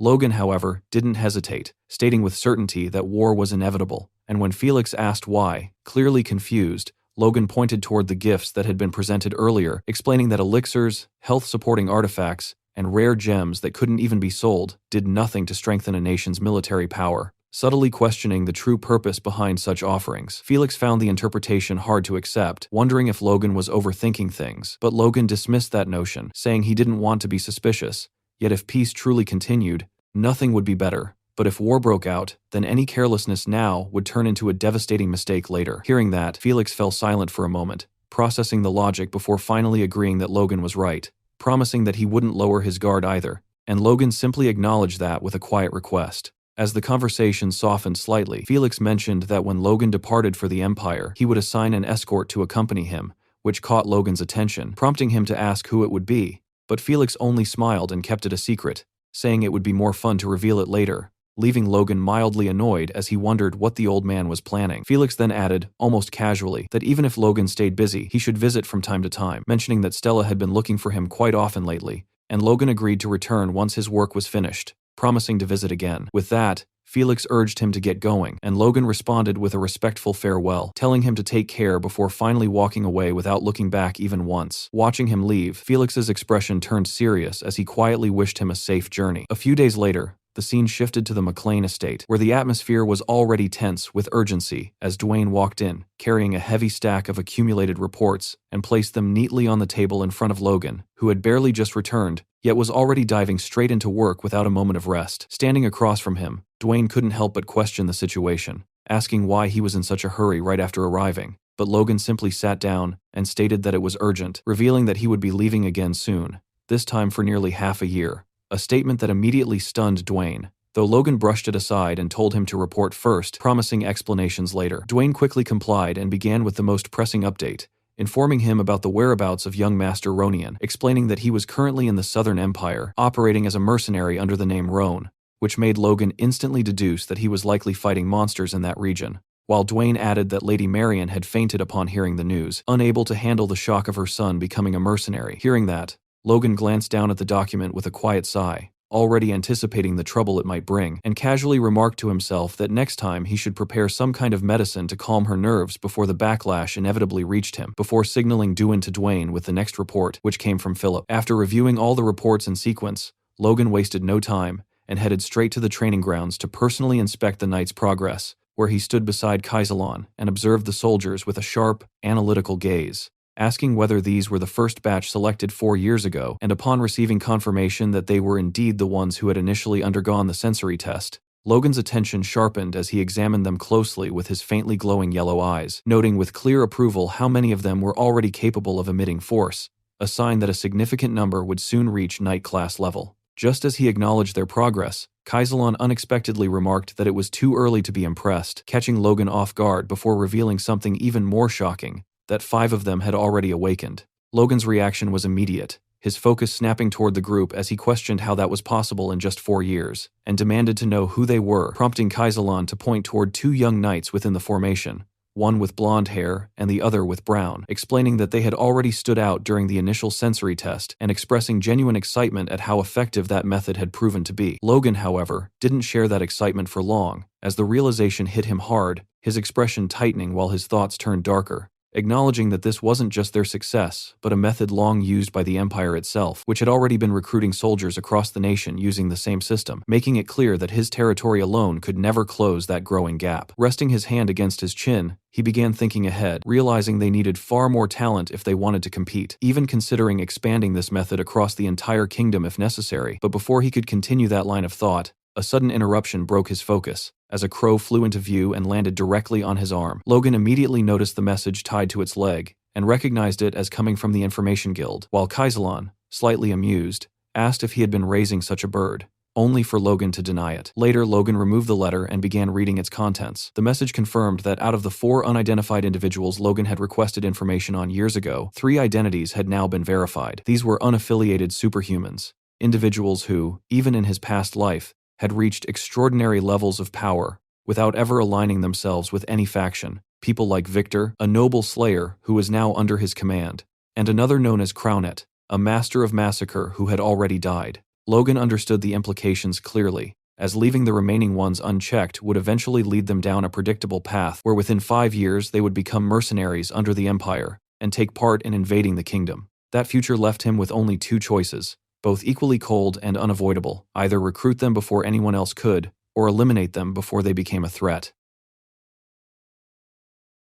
Sometime later, Logan sat down for tea with his father, Patrick. The atmosphere was tense as Patrick repeated Logan's proposal: find promising talents, offer them a place, and if they refused, kill them. He questioned how Logan, as the son of a marquis, could justify giving such an order. Logan remained calm and firm. He explained that under normal circumstances, he would have handled this himself, but his sudden summons to the Empire had forced him to pass the responsibility on. Patrick let out a quiet sigh, admitting that while Logan had made many unusual requests before, this was by far the most extreme. When asked for a reason, Logan stated that in the future, those individuals would inevitably side with the Empire. Patrick found it hard to accept that a possibility like that could justify killing them, but Logan didn't change his stance. He revealed that every name on the list belonged to someone who would eventually reach superhuman levels of power. That answer clearly shook Patrick. He asked how Logan could possibly know something like that. Logan admitted he had no proof, but insisted that if they were left alone, they would become a serious threat, especially one individual, Van Johnny. Patrick was left speechless for a moment, before commenting that Logan, despite being his son, had no talent for diplomacy or negotiation. Even so, he couldn't ignore the fact that Logan had always delivered results. Logan stayed humble, saying those results were only possible because others chose to trust him. As he spoke, he thought about the people supporting him: Hamar handling the city's construction, Clayton and Victoria working on magical research, Eileen training with Victor, and the steady efforts of Dwayne, Kaisalon, Damien, and Phillips. In the end, his thoughts settled on his family, his brother, his father, and his mother, the people he was trying to protect. The scene shifted as the first snowflakes began to fall across the territory, marking the arrival of winter. Logan stood overlooking the snow-covered city, quietly noting to himself that he hadn't had a single moment of rest. Without turning, he called out to Rick, asking if everything had already been packed for the long journey ahead. At the same time, deep within the frozen woods surrounding the estate, a young boy walked cautiously through the snow. A sudden rustle in the bushes froze him in place. Before he could react, a massive, enraged bear burst out and lunged straight at him. The boy shut his eyes, completely paralyzed by fear. Just before the attack could land, another figure stepped in. A man just as large as the bear intercepted it and threw a single, overwhelming punch, knocking the beast unconscious instantly. The boy slowly opened his eyes, trembling, as the man muttered that it had been a close call. He tried to thank him, but the moment he looked up, the man's sheer size and overwhelming presence made him seem even more terrifying than the bear itself. The man casually asked if he was all right and explained that he only wanted directions, but the boy, unable to handle the pressure, screamed about a monster before fainting on the spot. The man sighed and pulled back his hood, revealing himself as Luther Kale. Clearly annoyed, he muttered about the inconvenience, frustrated that all he wanted was directions to the McLean estate. By the time Luther arrived, Logan was already waiting. He welcomed him with a faint smile, clearly amused as he admitted he hadn't expected the escort his master mentioned to be none other than Duke Luther himself. Logan's attention shifted to the unconscious boy in Luther's arms, and he asked if Luther had done that to him. Luther immediately denied it, explaining that the kid had simply fainted out of fear. He handed the boy over to a nearby guard before turning back to Logan. He admitted that a smaller envoy would have made more sense for a foreign mission, but explained that Wiccan Kalia, whom Logan had defeated before, looked ready to stab him just from a glance, so Luther ended up taking the role instead. Logan smiled slightly, fully aware of why Kalia held such a grudge. He then asked Luther directly if he held any resentment toward him. Luther admitted that it wasn't easy not to, but dismissed it, saying it didn't matter anymore. All he wanted was a place to sleep, even if it was just a stable. Logan immediately corrected him, stating he would never treat a superhuman like that, and told him to ask for anything he needed. Luther tried to refuse, but his stomach suddenly let out a loud growl, making the nearby guards burst into laughter. Slightly embarrassed, he had no choice but to accept Logan's offer of a proper meal. After dinner, Luther walked through the McLean estate, still annoyed at himself for the earlier embarrassment. As he moved, his attention was drawn toward the training grounds, where he saw Logan sparring with Victor. During the exchange, Logan loudly pointed out that Victor's movements were too slow. Luther watched quietly, intrigued. He couldn't understand how Logan could remain so composed with an upcoming meeting with the Emperor. That thought brought back a memory. Before coming, Her Felix asked him a favor. He requested Luther to observe Logan, and if he found him worthy, to guide him as a senior. In the present, Luther couldn't help but question whether he even had the right to be called that. His thoughts were cut short when Logan, having already defeated Victor, called out to him. Logan asked if the meal suited him, and Luther admitted that it was excellent. Then, with a slight edge in his tone, Logan suggested that since the meal was over, they should have a duel as a bit of post-dinner exercise.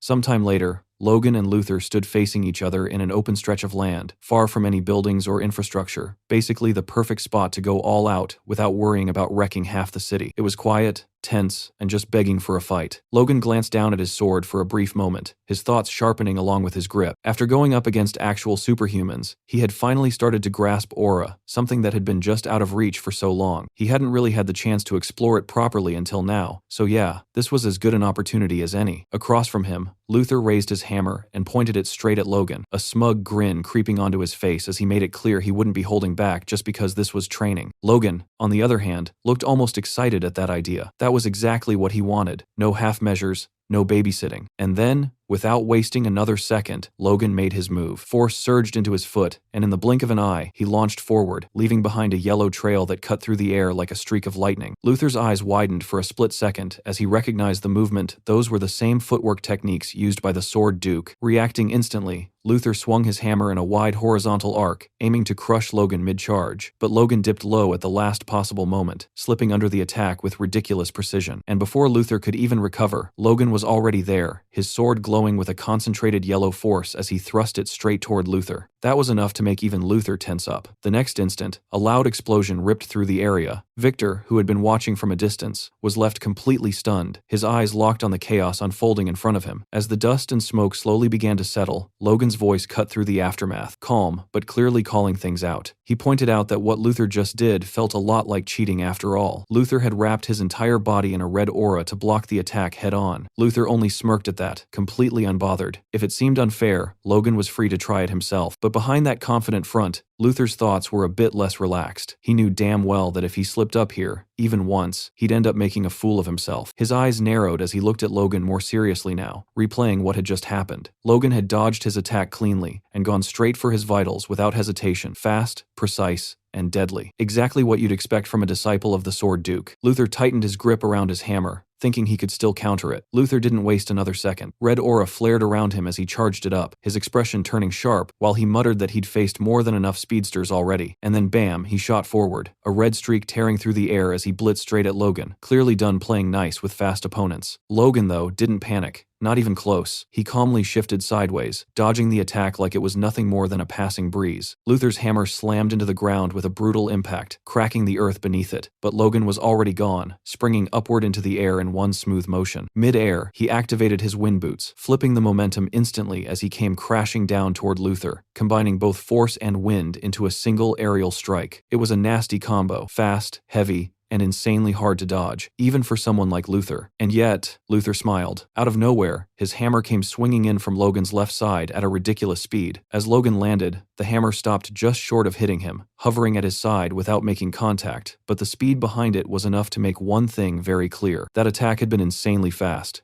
Too fast. Luther casually pulled his hammer back, and Logan, still processing what just happened, asked if he had intentionally altered the speed of his attacks. Luther admitted it without hesitation, brushing it off as a small trick from someone slower like him. Then he dropped a bit of hard-earned wisdom: when your opponent starts believing they're faster, that's exactly when you move twice as fast and force them to miss. Logan listened, but in his head, he couldn't help thinking how easy it sounded when Luther said it like that, as if it were nothing. Still, he admitted it was interesting. Luther smirked slightly, saying it probably wasn't that interesting for Logan. Logan disagreed. It very much was. And then things shifted. In the next moment, Logan began channeling aura into his sword again, but this time, it felt different. Even Luther noticed it instantly. This wasn't the same as before. As Logan slowly raised his sword, he revealed that he had been holding something back all along. Luther's eyes narrowed, a flicker of disbelief crossing his face as he realized what Logan was trying to do. It didn't seem possible. His mind flashed back to the Sword Duke's words: if Logan was truly talented, Luther was supposed to guide him as a senior. But when he first arrived at McLean, he had thought Logan was teasing him, and there was no way he could think otherwise. Logan is young and talented, while Luther himself is the stepping stone Logan trampled on. In his own mind, Logan was the hero who saved the nation, while he himself was just a pathetic traitor who somehow survived. Back then, he had even questioned who was supposed to be teaching whom. But now, seeing Logan surrounded by aura like this, Luther couldn't deny it anymore. He had never expected to witness someone this young wielding aura at such a level, and as Logan lifted his sword higher, the aura around him surged violently, spilling into the surroundings. At that moment, Luther understood something else. Felix had known this would happen. A faint smile appeared on Logan's face as he declared that he would take Luther's techniques for himself, and then he charged. Luther responded instantly, activating his own aura and cloaking himself in red as the two clashed head-on. Sometime later, the fight was over. Logan had lost. Luther stood there, almost bored, lowering his hammer as he bluntly called the whole thing pathetic. Logan, breathing heavily, was down on one knee nearby, clearly exhausted. Luther looked at him and pointed out the issue. He had thought Logan fully awakened his aura, but when it came down to it, Logan had only managed to awaken half of it. As Logan slowly pushed himself back onto his feet, Luther added that if he had truly awakened as an aura user, he wouldn't have been beaten down this badly. Logan, still catching his breath, asked if he had done something wrong. Luther actually smiled at that, almost amused, asking if he was seriously asking that. Then he explained it plainly. Logan had tried to use aura with the body of a Force user. Logan frowned, confused, saying that it felt natural since he was still in the process of acquiring aura, but Luther shut that down immediately. That wasn't how aura awakening worked. Pointing straight at Logan, he explained that aura wasn't something you could just understand and imitate with your mind. It was what happened when a Force user surpassed human limits and instinctively built true strength. It wasn't a technique, it was a transformation. Those words hit Logan harder than any attack, not something he could imitate. Logan didn't actually understand the full process of acquiring aura. Hell, he hadn't even reached that stage in his past life. That part was still a blind spot for him. But what he did know was this force could be turned into aura, and that wasn't exactly common knowledge among aura users either. In his mind, the logic felt solid. To even begin stepping into aura, one needed insanely precise and accurate control over force. That was the bare minimum requirement, the foundation everything else stood on. And if he could fully grasp the divine sword secrets, then honestly, reaching that level shouldn't be too difficult for him. At least, that's what he thought. But then something clicked. If that were true, then what about the people he had already taught those same divine sword secrets to? He wondered if that meant they had the potential to awaken aura too? Before he could dig deeper into that, Luther spoke again, his tone calmer this time. One day, Logan might be able to properly explain the process of becoming an aura user, and that, he said, would be a far greater achievement than simply becoming one at a young age. Then he placed a hand on Logan's shoulder and gave him a serious warning. Until he became a true aura user, he needed to hide his aura. At the very least, he had to keep it a secret from the Empire, especially since they were about to meet the Emperor. Logan thanked him for the concern, which, oddly enough, made Luther feel a bit awkward. Right then, Victor came running over, carrying water and a towel like a one-man emergency crew. As Logan took the bottle, Victor excitedly congratulated him on awakening aura. For a brief second, Logan and Luther exchanged a look, and then both of them let out a quiet laugh. Logan patted Victor on the shoulder, brushing it off and saying it wasn't like that at all, saying kids these days really did have wild imaginations. And just like that, the two of them started walking off, leaving Victor standing there, completely confused about what had just happened. Logan called back to him, telling him to hurry up and get to bed. They were leaving for the Empire first thing in the morning.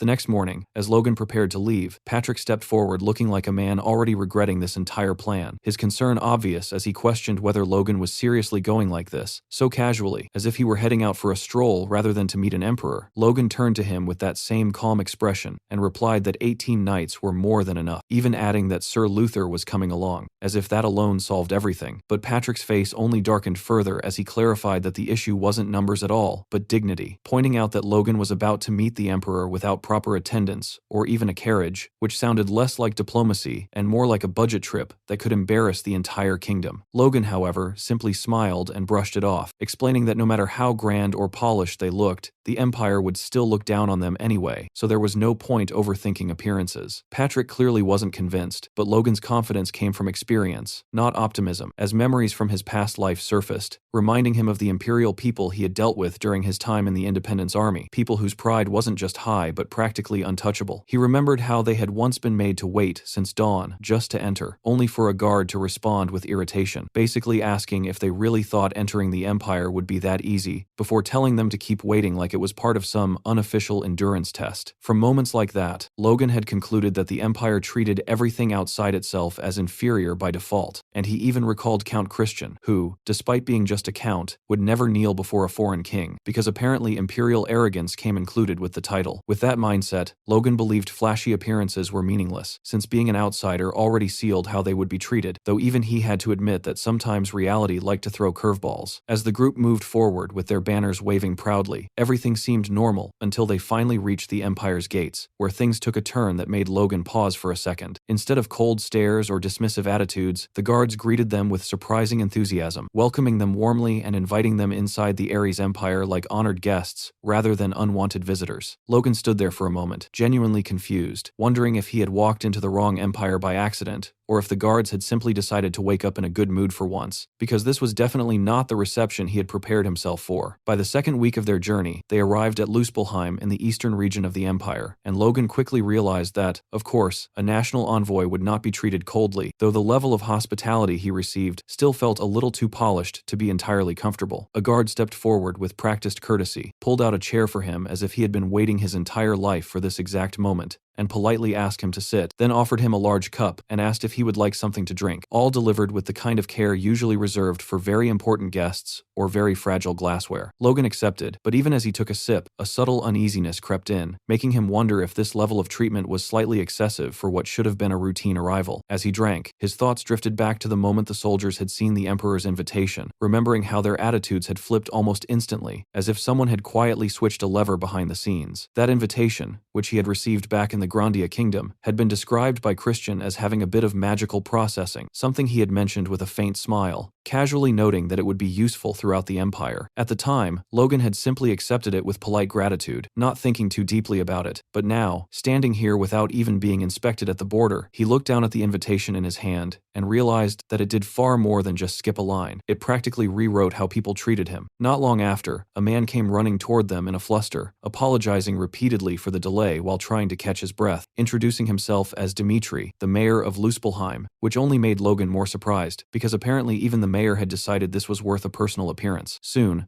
they were escorted into a carriage, and as they moved through the city, the atmosphere shifted into something almost festival-like, with shop owners eagerly calling out to them, one offering dragon fruit with cheerful enthusiasm, while proudly explaining it was a rare delicacy from the far west, another advertising monster horns and hides from Calcutta, while others invited the knights to browse weapons as if they were regular customers instead of armed escorts. Luther watched the scene with clear amazement, noting that even 10 years ago it hadn't been like this, while somewhere along the way, a vendor casually approached Victor with a ribbon, suggesting it would make a perfect gift for a lover or family member, as if they had all collectively decided this was also a shopping trip. Inside the carriage, Dmitri began explaining that Luspelheim was the largest city in the Eastern Empire, proudly adding that, calling it the best city on the Eastern continent wouldn't be an exaggeration, continuing with details about its massive population, though before he could finish, Logan calmly cut in and stated that the floating population alone, easily exceeded 1 million. Dmitri paused for a moment, clearly caught off guard, then laughed awkwardly and complimented Logan's knowledge, to which Logan simply explained that anyone traveling from Grandia to the imperial capital had to pass through here anyway. Internally, Dmitri began reassessing him, noting that unlike others, Logan showed no sign of being impressed, and decided to observe him more carefully, casually mentioning that a merchant group from Mechlane had also visited and quickly established a branch, even adding that he had personally offered some assistance at the time. That detail immediately shifted Logan's mood, his expression tightening as he questioned why a mayor would pay such close attention to a mere merchant group, prompting Dmitri to quickly explain that, due to the city's proximity to Grandia, he made it a point to stay informed. Logan didn't fully buy that answer, his gaze sharpening as he silently evaluated the man, realizing that Dmitri would have already been mayor during the Imperial War, and as he looked at the same amiable smile still sitting on the man's face, a quiet suspicion formed that perhaps preparations had been underway long before anyone realized. Turning his gaze outside, Logan felt a faint sense of nostalgia as he observed the security forces, noting they hadn't changed much compared to his past life, and as he clasped his hands together, his thoughts settled into a quiet resolve, deciding that this was something he would definitely need to investigate further. After some time, the carriage finally came to a stop, and before them stood a mansion so large and extravagant that it looked less like a residence and more like a statement of power carved into stone, and Dmitri proudly introduced it as the official residence of Luspelheim, his tone carrying a hint of pride, as if he personally took credit for its existence. Victor couldn't hold back his amazement, and remarked that aside from magic towers, he had never seen a building this tall before, which only encouraged Dmitri further, as he stepped forward eagerly and assured them that guest rooms would be prepared, inviting them to rest as much as they wished. Logan accepted the hospitality with polite gratitude, saying he would not forget such consideration, and Dmitri responded with a meaningful nod and a small laugh, as if that promise might actually come in handy later. Sensing something slightly off in that reaction, Logan asked if there was anything he could help with, but Dmitri quickly waved it off, claiming it was nothing, though he casually added that when Logan rose to high ranks within the Empire, he hoped he would remember him, a statement that instantly froze Logan in place, while murmurs spread among the knights behind him, who clearly had no idea when their young master had suddenly applied for an imperial promotion. Logan, genuinely caught off guard, questioned whether he would really become part of the Empire's high ranks, and Dmitri answered without hesitation, explaining that receiving an invitation from the Emperor himself essentially guaranteed such a future. Logan pointed to himself with visible confusion and clarified that he had arrived as a diplomatic envoy, not a job applicant, but Dmitri looked just as confused and explained that there seemed to be a misunderstanding, because the invitation sent was not for a delegation, but a personal invitation addressed specifically to Logan Mechlane, which in the Empire's terms was practically a recruitment letter wrapped in royal etiquette. The atmosphere stiffened as the realization settled in, and Dmitri continued with a calm confidence, explaining that those who received such invitations were often brought into the Emperor's inner circle, since the Emperor valued talent above all else, and would surely grant Logan a position worthy of his abilities, essentially describing a promotion Logan never asked for. At that point, Logan clenched his teeth internally, realizing this had likely been the Emperor's plan from the beginning, though he tried to maintain composure, and pointed out that his family, while not equal to the Empire, was still powerful enough to stand on its own. Dmitri maintained his polite smile and simply suggested that Logan keep the possibility in mind. While beside him, Luther Kale's patience finally snapped, his expression turning sharp as he openly voiced his anger, questioning how they could speak so lightly about pulling a foreign noble into the Empire, as if it were an obvious upgrade. Logan quickly stepped in to calm him down, reminding him quietly that from the Empire's perspective, this wasn't an insult at all. They genuinely believed they were offering something desirable, though Luther still cursed about the Empire's overwhelming superiority complex under his breath. Meanwhile, Logan felt a growing weight settle in his chest as he considered the situation more seriously, recalling the Emperor's reputation as a ruler who gathered talent regardless of background, who had expanded the Empire's territory massively and ruled as a true conqueror, making the situation far more dangerous than it first appeared, because refusing such a figure was never as simple as just saying no. His thoughts darkened as he briefly considered whether turning back immediately might be the safer option, but before he could act, a new presence entered the scene. A man stepped forward, announcing that he had heard the Emperor's guest had arrived, and the moment he appeared, the air itself seemed to shift, his aura so overwhelming that both Logan and Luther instinctively froze, recognizing immediately that this was no ordinary individual. Dmitri greeted greeted him warmly, while Luther quietly warned Logan that the man before them was a superhuman, someone far beyond the level of a normal knight. The man approached with calm authority and asked if he was Count Logan McLean, and Logan, staying cautious, confirmed it. Without delay, the man bowed respectfully and introduced himself as Blake the Fierce, declaring that it was an honor to escort him, and from that moment forward, he would personally ensure Logan's safe arrival before the Emperor, a statement that somehow sounded both reassuring and slightly threatening at the same time.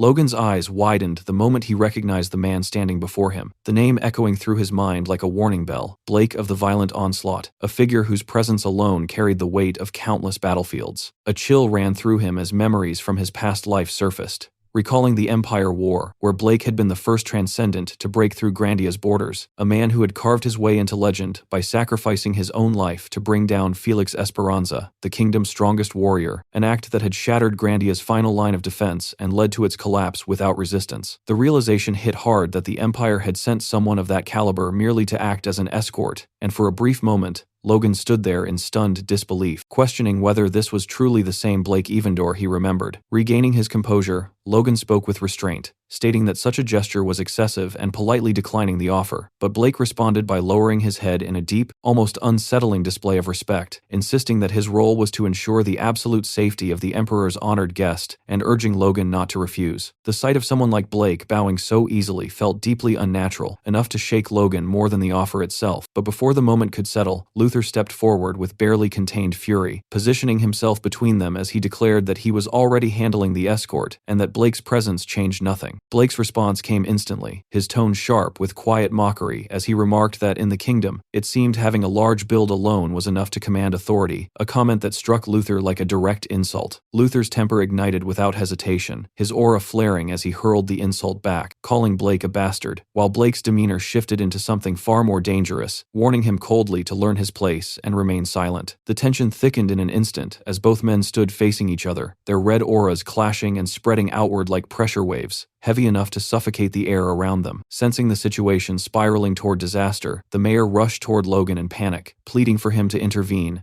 and explaining that Blake was not just any warrior, but an imperial general, a level far beyond what someone from a smaller kingdom could realistically handle. Logan, however, remained composed as he looked toward Blake and calmly made a declaration that cut through the tension, stating that if Blake could defeat Luther in combat, he would accept the escort. The mayor froze in disbelief behind him, unable to process the sudden turn, while Logan's thoughts moved with precision, recognizing this as the perfect opportunity to measure the true strength of an imperial superhuman firsthand. He added a firm condition that the fight must not escalate into a diplomatic issue, regardless of the outcome, a statement that briefly caught Blake off guard before a sharp smile appeared on his face. With a smooth motion, Blake drew his blade, the metallic sound slicing through the air as he mocked Luther as nothing more than a country brute, promising to show him just how vast and brutal the world truly was, while Luther, far from intimidated, welcomed the challenge with savage excitement, ready to clash without holding anything back. Meanwhile, the mayor stood frozen, his body trembling uncontrollably as he watched the two monsters prepare to tear apart the very residence he had proudly introduced just moments ago, his luxurious estate now nothing more than a battlefield waiting to collapse. The clash began in an instant, erupting with violent force as both warriors unleashed their auras, their movements accelerating to a speed far beyond what normal eyes could follow, their figures flashing across the space like streaks of energy as they collided again and again, trading thunderous blows that shook the ground beneath them. Each impact echoed like a detonation, the pressure of their power spreading outward and turning the air itself heavy and unstable. At one moment, Luther swung his massive hammer with enough force to crush bone and shatter stone, his attack driven by raw destructive power, while Blake met it with precise, calculated movements, his sword cutting through the chaos with the refined control of a master who wasted not a single motion. Their auras expanded violently, flooding the entire residence with suffocating pressure, warping the surroundings as cracks formed and structures gave way under the strain. The mayor, now completely panicked, retreated behind Logan as if proximity alone might offer safety, watching helplessly as everything he owned was reduced to debris, while Logan himself remained perfectly still, his gaze sharp and unwavering as he tracked every movement unfolding before him. As the battle continued, Logan's expression gradually darkened, his mind analyzing the flow with cold clarity, as he noticed that Luther was being steadily pushed back, despite his overwhelming strength. The giant hammer that should have dominated the fight was being neutralized, not through brute force, but through superior technique and control, forcing Luther into a defensive position he clearly struggled to maintain. Sweat began to pour down Luther's face as he fought to keep up, his thoughts racing as he compared Blake's presence to Wick and Kalia, recognizing a similar level of danger, yet realizing that the execution was entirely different, far more refined and efficient. In a brief moment of resistance, Luther managed to deflect one of Blake's strikes, knocking the sword downward into the ground, and seized what he believed to be an opening, snarling as he raised his hammer for a decisive blow meant to crush Blake into the earth. But the strike never landed, cutting through nothing but empty air as Blake vanished from his sight, reappearing instantly behind him with terrifying speed. Luther's realization came too late, understanding that while Blake's raw strength might not surpass someone like Kalia, his speed operated on an entirely different level, one that completely dictated the flow of the battle. Blake's blade flashed toward Luther's head in a lethal arc, and only by throwing his upper body backward, in a desperate, instinct-driven motion, did Luther manage to avoid immediate defeat, the edge passing close enough to feel death brush against him. From the sidelines, Logan watched calmly, his focus unbroken, as his thoughts drifted briefly into memory, recalling the teachings of his master, Felix Esperanza, who had once explained that while there were countless ways to control a battlefield, speed was the ultimate deciding factor. The fastest fighter dictated every exchange, controlled every opening, and held the advantage in every possible scenario. A truth now unfolding before Logan's eyes with brutal clarity. Back in the present, Blake pressed forward without pause, unleashing a relentless barrage of strikes, his blade moving like a blur of steel that Luther could barely keep up with, forced into a purely defensive rhythm, where each block came a fraction too late, and each swing of his hammer carried more desperation than control. Logan watched closely, a faint sense of weariness settling in as he analyzed the exchange, recognizing that Blake's fighting style was almost entirely built around speed, refined to a level that bordered on overwhelming, as if he were a superhuman who had sacrificed everything else to perfect agility alone. Behind them, the mayor had completely broken down, reduced to near tears as he watched his once pristine residence collapse piece by piece under the pressure of the fight, his earlier pride now replaced with silent despair. Luther roared in frustration, his patience finally snapping as he gathered his strength for one final attempt, raising his hammer high and bringing it down with a crushing overhead strike meant to end the fight in a single blow. But Blake moved before the attack could even fully descend, sidestepping with unnatural ease and reappearing in perfect position, his blade already aligned for a precise counter aimed directly at Luther's throat. The difference in speed was absolute, and for a brief moment, it became clear that Luther had no way to stop it. Then, just as the strike was about to land, a violent surge of golden aura exploded into the space between them, colliding head-on with the swirling red energies and sending a shockwave rippling outward, strong enough to throw Victor and the others off their feet. Logan had moved, placing himself between the two without hesitation, his presence steady as he deflected Blake's lethal strike with effortless precision and brought the clash to an abrupt halt. He stood there calmly, as if stopping two monsters mid-battle was nothing unusual, and stated that they had seen enough. Both warriors froze in place, their momentum cut instantly as they stared at Logan in disbelief, struggling to process what had just happened. Blake's mind raced, unable to reconcile how someone who had not yet reached the level of a superhuman could intercept an attack delivered at his full speed, while Luther lowered his head in frustration and shame, apologizing for failing to win. Logan dismissed it without harshness,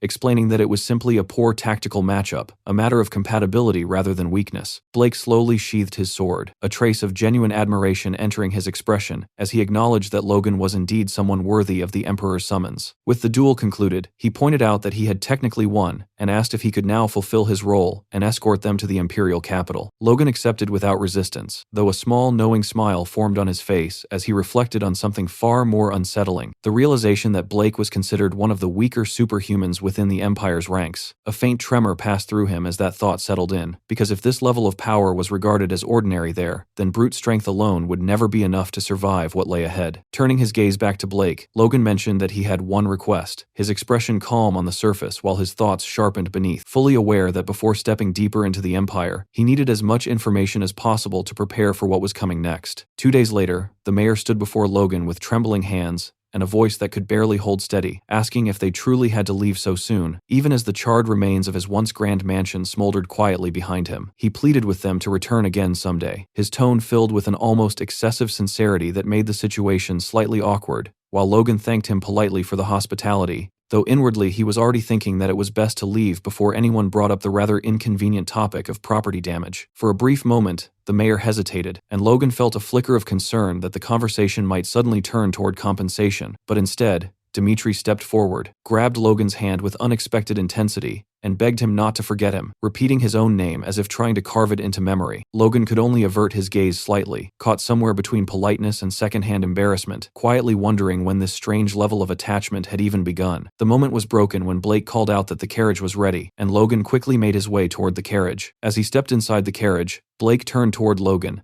and asked if he had any idea why the Emperor had personally summoned him, his tone curious but measured. Logan admitted that he did not know, offering a reasonable guess that perhaps the Emperor had taken notice of his contributions during the Civil War, but Blake quietly murmured that such a reason seemed unlikely based on what he knew of the Emperor's nature. Sensing the implication, Logan pressed further, and Blake clarified that it was not meant as an insult, explaining that the Emperor was someone who primarily acknowledged only superhumans, regardless of how significant a figure someone might be within a smaller kingdom. That explanation left Logan deep in thought, his mind turning over possibilities as he tried to understand the Emperor's interest, questioning whether it was due to the crossbows he had developed, or perhaps something else entirely, something the Emperor had sensed that had yet to fully manifest. The uncertainty lingered, and with it came a growing curiosity about the kind of person who ruled such a vast empire, a man whose decisions seemed to follow a logic far removed from ordinary expectations. The scene shifted abruptly to the Emperor's private chambers, where the atmosphere was filled with the metallic scent of blood as a pack of vicious hounds tore into a bull, their movements brutal and relentless, leaving no room for mercy. A subordinate stood nearby, bowing deeply as he praised the strength of the Emperor's hounds, congratulating him on their display. The Emperor watched with a cold smile, one that carried more calculation than satisfaction, and remarked on their strength as the subordinate explained that these beasts had been bred from the finest bloodlines across the continent. The Emperor repeated the word finest, almost thoughtfully, before asking a question that instantly shifted the tone of the room, asking which among them was the strongest. The subordinate faltered, unable to answer, his body stiffening under the weight of the question, and the Emperor slowly raised a finger, pointing toward the pit where the beasts still fought over flesh. With quiet authority, he asked again if the man truly did not know, before delivering a final command that carried no room for hesitation, ordering them to make the beasts fight each other, until only one remained. A faint, chilling smile spread across his face as he declared that only through such a process could the true strongest emerge, revealing a mindset where survival itself was the only measure of worth.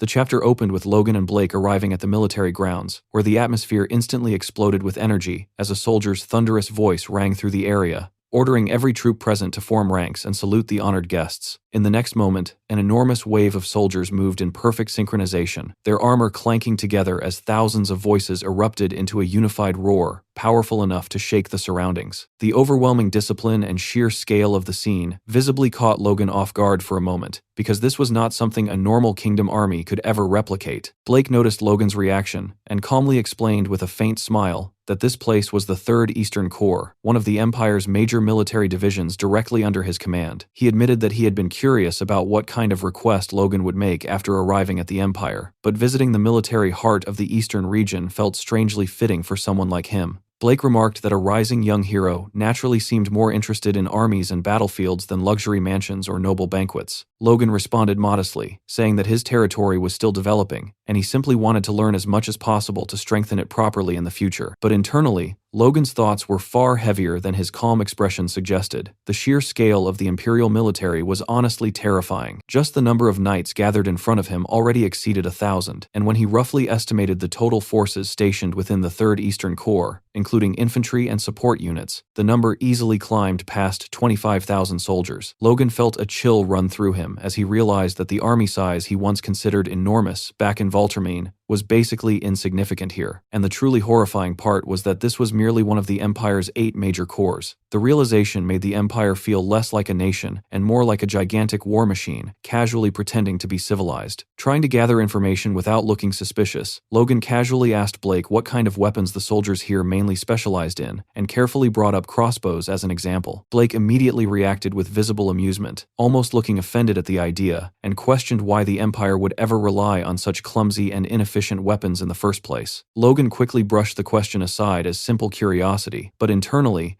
a wave of relief quietly washed over him. That single reaction confirmed something extremely important. The repeating crossbow had not yet appeared in this era, which meant he still possessed a massive advantage no one in the Empire had even imagined yet. The narrative then shifted to the month-long journey toward Asarian, with Logan spending most of the travel time buried inside his carriage while carefully reading through a detailed report sent by Philip. As he reviewed the contents of the letter, Logan realized that nearly all of his earlier deductions had been correct, and the additional information Philip gathered only strengthened his suspicions further. Logan had tasked Philip's merchant group with quietly investigating and expanding their network throughout the Empire, and judging from the report, Philip was moving frighteningly fast, already building connections and influence deep inside Imperial territory. Like a spider slowly weaving its web, Logan could not help feeling impressed. Philip really was the type of man who could make money and gather information in places where normal people would lose themselves in 3 days flat. His thoughts were interrupted when Blake's voice came from outside the carriage, announcing that they had finally arrived at Asarian. The moment Logan stepped outside, his entire group froze before the sight waiting ahead of them. Towering in the distance stood an enormous wall so massive it almost looked unnatural, stretching endlessly beneath the sky while glowing faintly under layers of rainbow-colored light. Victor and the others could only stare speechlessly at the sheer scale of the fortification, looking like country boys seeing a fantasy city for the first time. While the others admired it as a beautiful marvel, Logan felt something completely different. To him, those walls were not beautiful at all. They were a symbol of imperial dominance, a barrier screaming that the Empire stood above the rest of the continent. Blake noticed their stunned expressions and dryly warned them that if the outer walls alone already impressed them this much, then surviving the inside of Asarian without losing composure would be difficult, because the capital itself was far grander and far more intimidating. Soon, the group entered the city through luxurious paved roads lined with perfectly trimmed trees, leading deep into the heart of the imperial capital. Everywhere Logan looked, Asarian felt alive in an overwhelming way. Massive statues towered over crowded streets filled with merchants, nobles, soldiers, and exotic goods from every corner of the continent. At one point,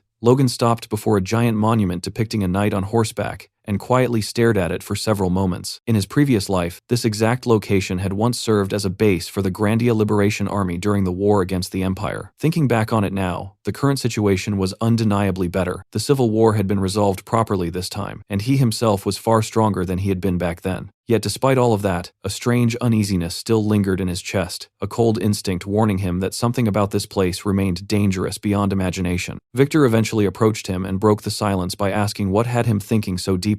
Logan casually replied that he was simply overwhelmed by the reality of the Empire, and then asked Victor for his honest impression. After staying silent for a while, Victor admitted that the place honestly shook him. The giant buildings, endless luxury, foreign goods, and terrifying military presence already felt overwhelming enough, but what truly intimidated him were the superhumans living within the Empire. He had heard stories about imperial monsters who stood beyond ordinary warriors, and deep down he wondered if someone like him could ever truly reach that level. Logan looked slightly surprised hearing such vulnerable words from Victor, because he had been so busy with his own thoughts that he never noticed how quiet Victor had become during the journey. Trying to raise Victor's spirits, Logan began telling him an old piece of history, explaining that Force users were once incredibly rare in ancient times. Back then, ordinary knights were so weak they could barely even wear heavy armor without help from squires, and encountering a Force user inspired the same kind of awe people now felt toward aura users and superhumans. Victor pointed out that Logan himself had already awakened aura, but Logan immediately hushed him before anyone else overheard, clearly wanting to keep his true strength hidden for as long as possible. Then Logan looked directly into Victor's eyes and firmly guaranteed that Victor would absolutely become a superhuman one day without question. Those words hit Victor harder than expected. Memories instantly surfaced of the miserable days when he and his sister lived as slaves before Logan completely changed their lives. Filled with emotion and loyalty, Victor struck his chest proudly and swore that he would make Logan's ambitions reality no matter what, whether it meant raising the McLean family to greatness or even standing beside Logan against the Empire itself someday. Hearing that, Logan quietly realized that just like in his previous life, he was no longer fighting alone anymore. A small, tired smile appeared on his face as he placed a hand on Victor's shoulder and admitted that even he had briefly felt intimidated by the Empire's overwhelming shadow. But after taking a slow breath, Logan hardened his expression again and reminded himself that this was no time to drown in nostalgia or fear. Logan and Luther eventually arrived alongside Blake before the massive ornate doors leading into the Imperial throne room. The atmosphere around the entrance already heavy enough to make even seasoned warriors instinctively tense up. Blake calmly informed them that his duty as escort ended there because His Majesty was waiting beyond those doors personally. Logan thanked Blake for guiding them this far, and surprisingly, The fierce Imperial general bowed his head with genuine respect, expressing his hope that they would meet again someday under better circumstances instead of this suffocating political atmosphere. Logan gave a small nod in return, though his eyes never truly left the gigantic doors standing before him like the entrance to a beast's den. A moment later, the throne room doors slowly swung open with a thunderous sound that echoed throughout the palace halls, and the herald's voice immediately rang out announcing the arrival of the guests from the kingdom of Grandia. Logan stepped inside with his head held high, forcing himself to maintain a calm and composed expression no matter what happened. But the instant he entered the throne hall, the Emperor's presence crashed into him like an invisible tidal wave. The room itself was enormous, filled with rows of nobles and high-ranking officials watching from elevated balconies above like predators observing prey entering their territory. Sitting far ahead upon the throne was the Emperor himself, a man who appeared far younger than Logan expected, yet possessed eyes sharp enough to make the entire hall feel colder. A faint, predatory smile rested on the Emperor's face as he calmly ordered the young hero of Grandia to approach. Every single word spoken by the Emperor carried terrifying weight, pressing against Logan's chest as though the air itself had thickened. As Logan walked forward through the massive hall, waves of suffocating pressure continuously crashed over him from every direction. The nobles lining the chamber whispered among themselves openly, some mocking Luther's monstrous physique, while others dismissed Logan entirely for looking too ordinary compared to the rumors surrounding him. A few even questioned whether a tiny kingdom like Grandia was important enough to stand inside the imperial throne room at all. Logan ignored the ridicule and kept walking, but the atmosphere only grew heavier with every step he took closer to the throne. Eventually, even lifting his own feet started feeling difficult, as though invisible chains were dragging his body downward into the floor itself. Then Logan finally realized the horrifying truth. The crushing pressure filling the hall was not coming solely from the Emperor. His eyes slowly shifted toward the armored knights standing silently along both sides of the throne room, and the realization immediately sent a chill through him. Every single one of them was a superhuman. The Empire's absolute elite stood gathered inside this hall, and although Logan himself had not yet reached the level of a transcendent, he was now being forced to endure the combined pressure of countless monsters all at once.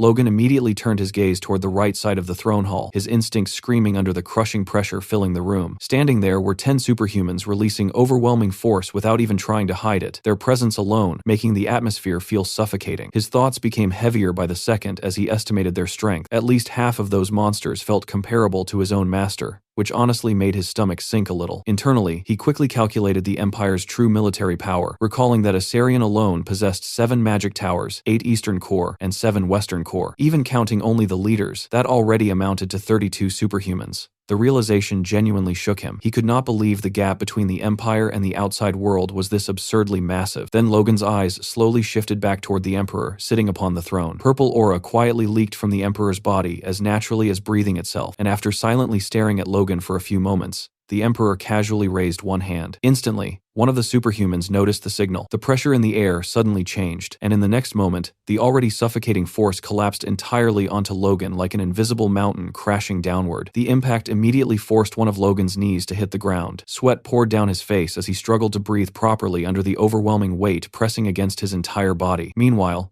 the Emperor calmly observed him and remarked that he had heard many stories about Logan McLean, especially the rumor that he had killed a superhuman despite not being one himself. The Emperor admitted that after witnessing this much personally, it seemed Logan's reputation truly was not exaggerated. Logan slowly lifted his head despite the pain and looked directly toward the throne with sharp eyes, internally realizing this entire thing had been nothing more than a test from the beginning. Still maintaining composure, Logan humbly replied that he had merely been fortunate, but the Emperor clearly had no intention of stopping there. The Emperor casually stated that luck could easily be verified, and then called out a single name, Jerome. The moment Logan heard that name, his expression subtly changed as he instinctively looked toward the group of superhumans. One tall blonde man stepped forward immediately, before kneeling respectfully on one knee and responding to the Emperor's summons. The instant Logan saw him clearly, recognition struck like lightning. Jerome decayed. Without hesitation, the Emperor pointed directly toward Logan and ordered Jerome to compete against him. The declaration instantly shocked Logan. The Emperor calmly explained that he wanted to personally witness a clash between the Empire's rising hero and Grandia's famous young hero, to determine which of the two was truly more exceptional. Jerome accepted the order immediately, without even blinking, responding that he would obey His Majesty's command. Meanwhile, Logan slowly clenched his fist while frustration boiled inside him. The man had dragged him across nations only to throw him into a fight for entertainment without even asking once for his opinion. Looking at the Emperor calmly sitting on the throne, Logan finally realized this might have been the Emperor's intention from the very beginning. Before the tension could grow further, Luther suddenly stepped forward and loudly reminded the throne hall that Logan McLean had arrived arrived as an official representative of Grandia, meaning such sudden demands completely ignored proper diplomatic etiquette. But before Luther could finish speaking, the Emperor interrupted him coldly and clarified that he had invited Logan McLean personally, not merely a representative from some small kingdom. Then the Emperor calmly asked Luther whether he intended to object to the imperial decree itself. The moment those words fell, Luther's entire body stiffened under the Emperor's pressure. Fear instinctively surged through him, and despite his pride, he immediately dropped to one knee before the throne. For a brief moment afterward, complete silence swallowed the entire hall. But to Luther's complete shock, Logan suddenly stepped forward and calmly declared that if His Majesty desired it, then he would comply with the request. Logan slowly rose back to his feet and added one important condition, stating that if any accident occurred during the clash, he trusted he would not be held responsible afterward. The moment those words echoed through the throne room, Jerome's expression hardened slightly, clearly irritated by what sounded like open arrogance from someone who had not even become a full transcendent yet. Meanwhile, the Emperor simply burst into amused laughter at Logan's response. Still smiling, he questioned what kind of accidents Logan possibly expected, casually explaining that he merely wished to witness the abilities of two promising young warriors testing each other. The Emperor then jokingly asked whether Logan truly intended to fight seriously inside the Imperial Palace itself. Logan quietly listened to the Emperor's words for a moment, before calmly replying that if they were going to clash anyway, then going all out would naturally make things far more entertaining. That answer only amused the Emperor even more. A wide grin spread across his face as he remarked that Logan truly seemed convinced he could actually win. Then the Emperor asked Jerome for his thoughts. The blondie boy immediately answered without hesitation, proudly declaring that he would never lose to some talented swordsman from a backwater country. Meanwhile, Logan silently stared at Jerome while countless thoughts ran through his head. He genuinely had not expected to meet this man so early. In the future, Jerome Decade would become known across the continent as the First Sword, the strongest aura user alive, and eventually, one of the central pillars of the Grandia Liberation Front itself. Soon, the scene shifted toward the massive training grounds located within the Imperial Palace itself. News about the duel had already spread throughout the palace, and nobles, knights,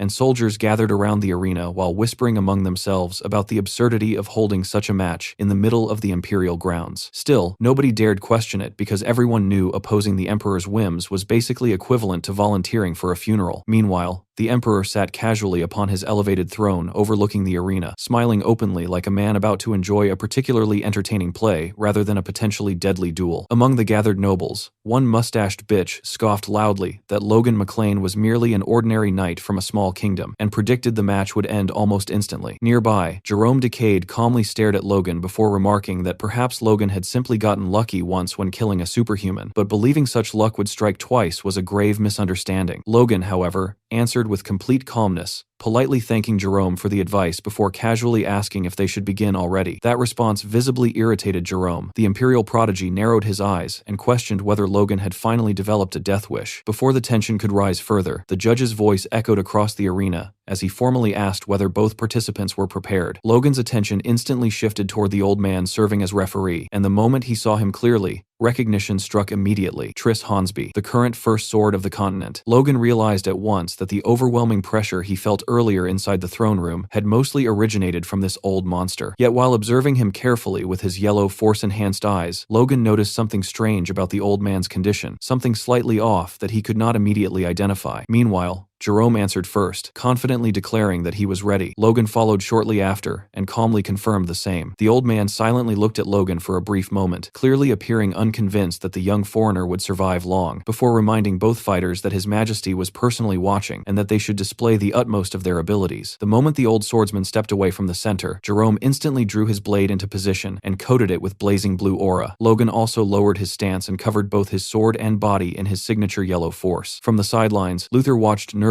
while sweat rolled down his face, internally praying that Logan would at least survive this insane situation without getting split in half. Meanwhile, the surrounding Imperial spectators openly mocked Logan without restraint, convinced the foreign swordsman was about to learn exactly where he stood compared to the Empire's true monsters. For a brief moment, Logan and Jerome stood facing each other in complete silence, neither side moving an inch as the tension between them thickened across the arena. Then, in the very next second, Both fighters exploded forward from their positions simultaneously. While charging ahead, Logan's thoughts remained cold and focused. He acknowledged internally that the future first sword of the continent truly was powerful, and at his current level, Logan could not yet compare to the monster Jerome would eventually become 20 years later. But this version standing before him now was still incomplete. This was not yet the invincible swordsman feared across the continent. Their swords collided head-on with a deafening shockwave. The force behind both attacks turned out nearly identical, causing the surrounding spectators to freeze in disbelief. Nobles who had mocked Logan moments ago now stared wide-eyed, while even Triss Hansby's calm expression cracked slightly from surprise. Meanwhile, the Emperor simply let out a quiet laugh from his throne, clearly entertained by the unexpected development. Jerome himself was the most shocked of all. Sweat formed on his forehead as disbelief flashed across his eyes. Logan had just blocked an aura user's strike directly, despite not possessing aura himself. Meanwhile, Logan stood completely calm after the exchange, almost relaxed. From the sidelines, Luther clenched his fists tightly, before grinning proudly to himself. Then Logan suddenly shifted into offense. His sword attacks began pouring in from multiple angles with frightening precision, forcing Jerome backward little by little. Jerome gritted his teeth while desperately deflecting the incoming strikes, internally cursing the foreign swordsman who refused to fight according to common sense. At one point, Jerome aimed directly for Logan's head, but Logan instantly lowered his body and slipped beneath the attack. In the same motion, Logan charged his blade with force and countered upward toward Jerome's head. Jerome barely avoided the strike by jerking sideways at the last possible second, though several strands of his hair were sliced away in the process. But before he could fully recover, Logan twisted the trajectory of his sword mid-swing with terrifying control and slashed downward again. The blade cut across the left side of Jerome's forehead. For the first time, panic flashed across the old fart's face as he watched blood drip from his disciple's head onto the arena floor. Jerome stood frozen for a second, while blood slowly streamed down his face. Yet despite the injury, his fighting spirit only grew more desperate. He immediately shouted toward the Emperor, asking for another chance and insisting the fight was not over yet. The Emperor smirked from his throne, clearly enjoying every second of the spectacle. Declaring the duel amusing, he casually granted permission for the match to continue. Jerome immediately thanked him while Luther, watching from nearby, cursed inwardly at how unnecessarily generous the Emperor was being. Meanwhile, the spectators erupted into murmurs. Some could not believe the Empire's rising star had actually been wounded, while others desperately insisted it was only a minor injury. Still, the fact remained that Jerome Decade had been cut by someone who was not even a superhuman yet. That reality alone shattered the confidence of many watching. Jerome slowly straightened himself, before channeling aura through his wound. In the next instant, the bleeding stopped completely, though a scar remained across his forehead. Logan silently observed the scene and immediately realized Jerome was finally becoming serious. At the same time, he was reminded once again why superhumans were feared monsters in the first place. Their recovery alone was absurd. Jerome then admitted openly that he had underestimated Logan McLean. He acknowledged that despite not being an aura user, Logan had successfully deflected aura itself, and even the strange twisting sword attack earlier was something Jerome had never witnessed before. Jerome declared that Logan unquestionably deserved the title of young hero. But then the atmosphere suddenly shifted. A far heavier and sharper aura began spreading outward from Jerome's body as his expression completely changed. With killing intent slowly rising from him,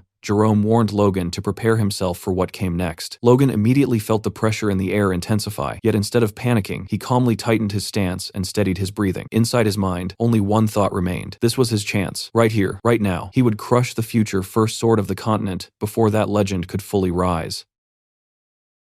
In Logan's past life, long before Jerome Decade rose to become the first sword of the continent, his rise had begun with a single, brutal moment during the War of Conquest on Grandia, where he achieved a decisive victory by severing the head of Juan Douglas. From that point onward, his name spread like a nightmare across battlefields, and he became a primary assassination target of the Grandia Liberation Front. Yet not a single assassin ever succeeded, not because they lacked skill, but because of the terrifying nature of his superhuman trait, absolute sight. With that ability, Jerome could perceive incoming attacks before they were even fully executed and pierce through defenses before they were properly formed, granting him overwhelming dynamic vision that made conventional combat tactics meaningless. Logan had once tried countless methods to bring him down in that past life, testing strategies, timing, and even overwhelming force, but none of it had worked against a monster who combined that perception with immense energy and flawless execution. But now, in the present, things were different, because the Jerome standing before him was not yet that untouchable legend, and as their swords collided once again, golden sparks burst violently between them, lighting up the battlefield with every clash. Logan could clearly see it now, the gap between the future monster and the current version, and for the first time, Jerome was the one struggling, sweat forming on his face as the pressure mounted. The two fighters broke apart almost simultaneously, creating distance as the air between them trembled from the force of their exchange. Without hesitation, Logan propelled himself upward using his wind boots, rising into the air while maintaining full control of his posture, his eyes locked onto his opponent below. Jerome glared upward with visible irritation, while Logan's mind raced through memories of the future, recalling the key detail he had learned about absolute sight, that subtle moment when Jerome's eyes would shift into a faint silver hue whenever the ability activated at full capacity. Observing him now, Logan realized that control was still incomplete, the ability not yet fully matured, leaving openings that would never exist in the future. With that realization, Logan raised his blade midair and cut through the air with precision, silently provoking his opponent. He pushed forward with intent, ready to see just how well Jerome could defend himself before becoming the untouchable monster of the future. Logan descended from the air with precision, his sword aimed straight at Jerome, while Jerome, already anticipating the strange curving technique from before, braced himself with confidence, convinced he would not fall for the same trick twice. Yet the very next instant shattered that belief as Logan's attack twisted unnaturally mid-flight, its trajectory bending in ways that made no sense, forcing Jerome into a moment of pure confusion as he struggled to read where the real strike was coming from. And before he could fully react, one slash tore through his clothes while another grazed dangerously close to his head, making him dodge at the last possible millisecond, fully aware that even the slightest delay would have cost him his life. Logan, maintaining absolute control, held his blade steady as his force flowed seamlessly, his thoughts sharp and calculated, knowing his physical sword would follow a straight path while the force layered over it could curve, twist, and change direction freely, creating unpredictable angles that defied conventional defense, a refined evolution of the technique he had once learned from Moonlight Knight Franz,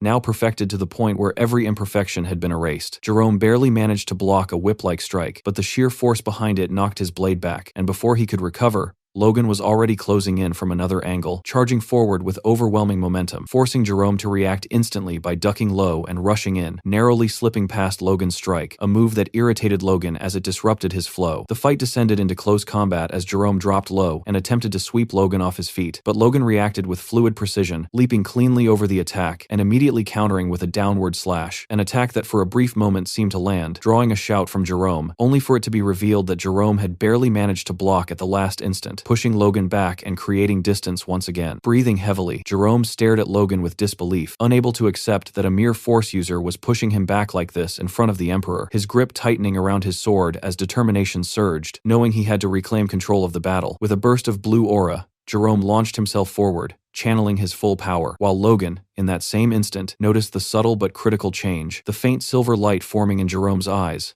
a clear sign that absolute sight was beginning to stabilize and sharpen, making Logan realize that the window to dominate this fight was rapidly closing. Instead of hesitation, a sharp smile formed on Logan's face as he accelerated forward, fully aware that he had to crush Jerome now before that ability matured any further, and in the next instant, Logan's speed spiked to another level, his movements leaving behind after images that fooled Jerome into striking nothing but air. The moment Jerome realized he had cut through an illusion, his instincts screamed, but it was already too late, as Logan had appeared behind him, his presence overwhelming and suffocating, while his mind rapidly broke down the methods to counter absolute sight, knowing brute force or magic could work, but speed was the most reliable answer, speed so overwhelming that even foresight could not keep up. Logan unleashed a relentless barrage, moving like a phantom, each strike flowing into the next with terrifying fluidity, forcing Jerome into a purely defensive state, where all he could do was block and evade without any chance to counterattack. The battlefield escalated to a level where our MC's movements became nearly invisible to ordinary eyes, leaving the spectators stunned as they struggled to comprehend what they were witnessing, unable to believe that the Empire's rising star was being pushed back so decisively, while Luther watched with clenched fists, silently urging Logan forward, refusing to let him falter. And yet, even amidst that overwhelming assault, Logan felt a flicker of irritation, because despite everything, Jerome was still managing to block and dodge each attack at the edge of impossibility, proving that even in this incomplete state, he was already a monster in the making. Logan suddenly shifted his approach, loosening his grip on the sword before driving it straight into the ground between himself and Jerome, an action so unexpected that Jerome froze for a split second, unable to understand the intention behind such a move, his eyes narrowing in confusion as he wondered what Logan was trying to accomplish. Logan, however, had already made his decision, his thoughts cold and precise as he prepared the next strike, silently daring Jerome to try and block what was coming. In the very next instant, he poured an overwhelming amount of force into the ground itself, and the result was catastrophic, the earth erupting like an explosion beneath them as debris and shockwaves blasted outward in all directions. From within that eruption, a concentrated strike shot upward with terrifying speed, launching directly toward Jerome from below, and before Jerome's absolute sight could fully process the angle of the attack, it had already reached within mere centimeters of his right eye. A violent explosion followed, shaking the battlefield and leaving the spectators completely stunned, their jaws dropping as dust and fragments filled the air. When the chaos finally settled, the sight that emerged left everyone frozen in disbelief. Jerome's sword had slipped from his grasp, his body collapsing down to his knees, while Logan remained standing with his blade still embedded in the shattered ground. A horrified voice rang out from the crowd, calling Jerome's name, and in that moment, the truth became clear. Jerome had lost his right eye during the exchange, a wound so severe that even he struggled to process it. Logan himself wasn't untouched. As he coughed up blood, the recoil of the clash and Jerome's final counterattack having taken its toll, yet even in that state, his expression remained steady. He acknowledged the reality in his mind, that even while losing an eye, Jerome had still managed to strike back, proving beyond doubt that he truly deserved the title he would one day claim, the first sword of the continent. And yet, despite that, Logan allowed himself a faint smile, knowing that he had achieved exactly what he came for. He had crippled Jerome's growth at this crucial moment. That brief moment of silence was suddenly shattered by a furious voice, filled with rage at what had just transpired, condemning Logan for daring to harm one of the Empire's greatest talents. In an instant, a figure surged forward with overwhelming speed, crashing into Logan and pinning him down against the ground before he could react. The attacker revealed himself as Tris Hornsby, his anger unmistakable as he drew his blade and pointed it toward Logan, declaring with cold fury that Logan would pay for this sin with his life.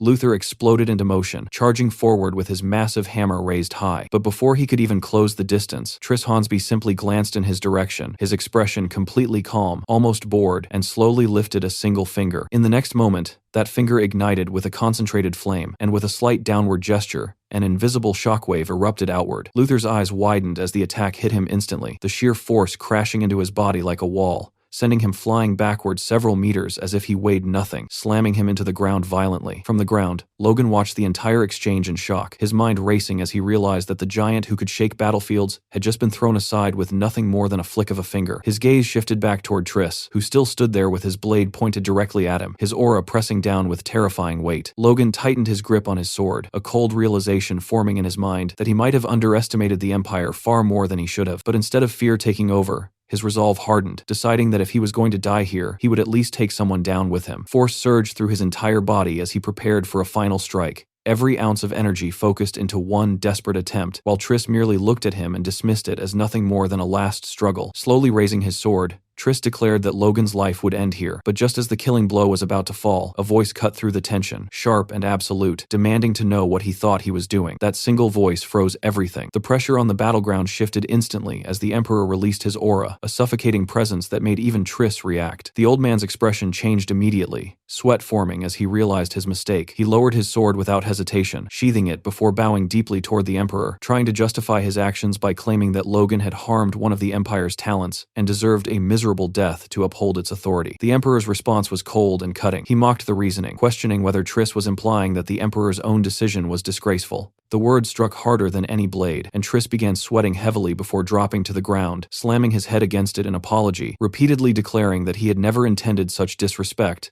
and had only acted in the Empire's interest. The Emperor's gaze sharpened as he spoke again, making it clear that he himself was the Empire, and any action taken against his will could not be justified as loyalty. Tris continued to bow and strike his head against the ground, blood beginning to form from the repeated impact as he admitted his failure and acknowledged that he had crossed the line. Nearby, Luther, now barely back on his feet, watched the scene in stunned silence, unable to believe what he was witnessing, while Logan observed everything with equal disbelief, realizing that the so-called first sword of the continent was bowing this deeply without resistance. After a moment, the Emperor finally spoke again, stating that since Tris had recognized his mistake before it was too late, he would take his long service into account. Logan, watching closely, initially thought that such a figure would not receive any severe punishment, but the Emperor's next words proved otherwise. He declared that Triss would be stripped of his authority over the Imperial Knights and would forfeit his title. Even then, Triss only responded with gratitude, thanking the Emperor for his mercy. Logan stared at him in shock, unable to fully process how a superhuman of that level could submit so completely, questioning whether authority alone could truly force someone that powerful to yield like this. The Emperor then turned his attention back to the situation at hand, calmly stating that Jerome's injuries, though unfortunate, were a natural outcome of a duel between martial artists, and that no blame would be assigned. Instead, he expressed genuine interest in Logan's performance, acknowledging how it defied common sense, and declared Logan the victor of the duel, promising that he would be rewarded accordingly. The surrounding crowd immediately accepted the decision without objection, not out of agreement, but because none of them dared to oppose the Emperor's will. Then, the Emperor's gaze locked onto Logan once more. With a faint smile, he addressed him as the young hero of Grandia and extended his hand forward, offering something far more dangerous than any attack. He asked Logan to pledge his loyalty, promising authority, wealth, and glory beyond imagination, leaving Logan standing there, stunned by the weight of the offer and the implications behind it. A faint smile appeared on his lips as the weight of the offer settled into his mind. The thought came naturally, almost temptingly, that if he simply nodded his head right now, everything would change. He wouldn't have to stand against a monstrous force like the Empire. He wouldn't have to gamble his life in an impossible war, and most importantly, he could secure what mattered to him the most, the safety of his family. The logic was clean, simple, and undeniably appealing, and for a second, it almost felt like the obvious choice. But then something inside him resisted. A memory surfaced, sharp and uninvited. In that memory, Logan stood on the edge of a cliff behind Captain Louis, the man he had once looked up to in his past life, the one whose presence carried a quiet weight that words alone could not match. The wind had howled around them back then, but what remained etched in Logan's mind were the words that had been spoken, words about what it truly meant to live as a person. Logan's thoughts sharpened as he reflected on himself back then, admitting inwardly that he hadn't fought for ideals like the others, that he hadn't been driven by loyalty to the kingdom or some grand purpose. The truth was far simpler and far uglier. He had fought out of rage, a raw and burning fury that refused to fade no matter how much time passed. And even now, standing in this moment, that same rage still existed, unextinguished. Slowly, Logan rose to his feet, and without hesitation, he spoke, stating that he could not serve a foreign sovereign. The words were firm, leaving no room for doubt, carrying the weight of everything he had lived through. In his mind, he reaffirmed it clearly, that even if he were to die and be reborn again, that rage, that refusal, would never disappear. The reaction was immediate. The people around him froze in shock, unable to believe that someone had just rejected such an overwhelming offer. Luther stood there stunned, struggling to process how Logan could turn down something that could have changed everything. Even the Emperor himself paused, momentarily surprised,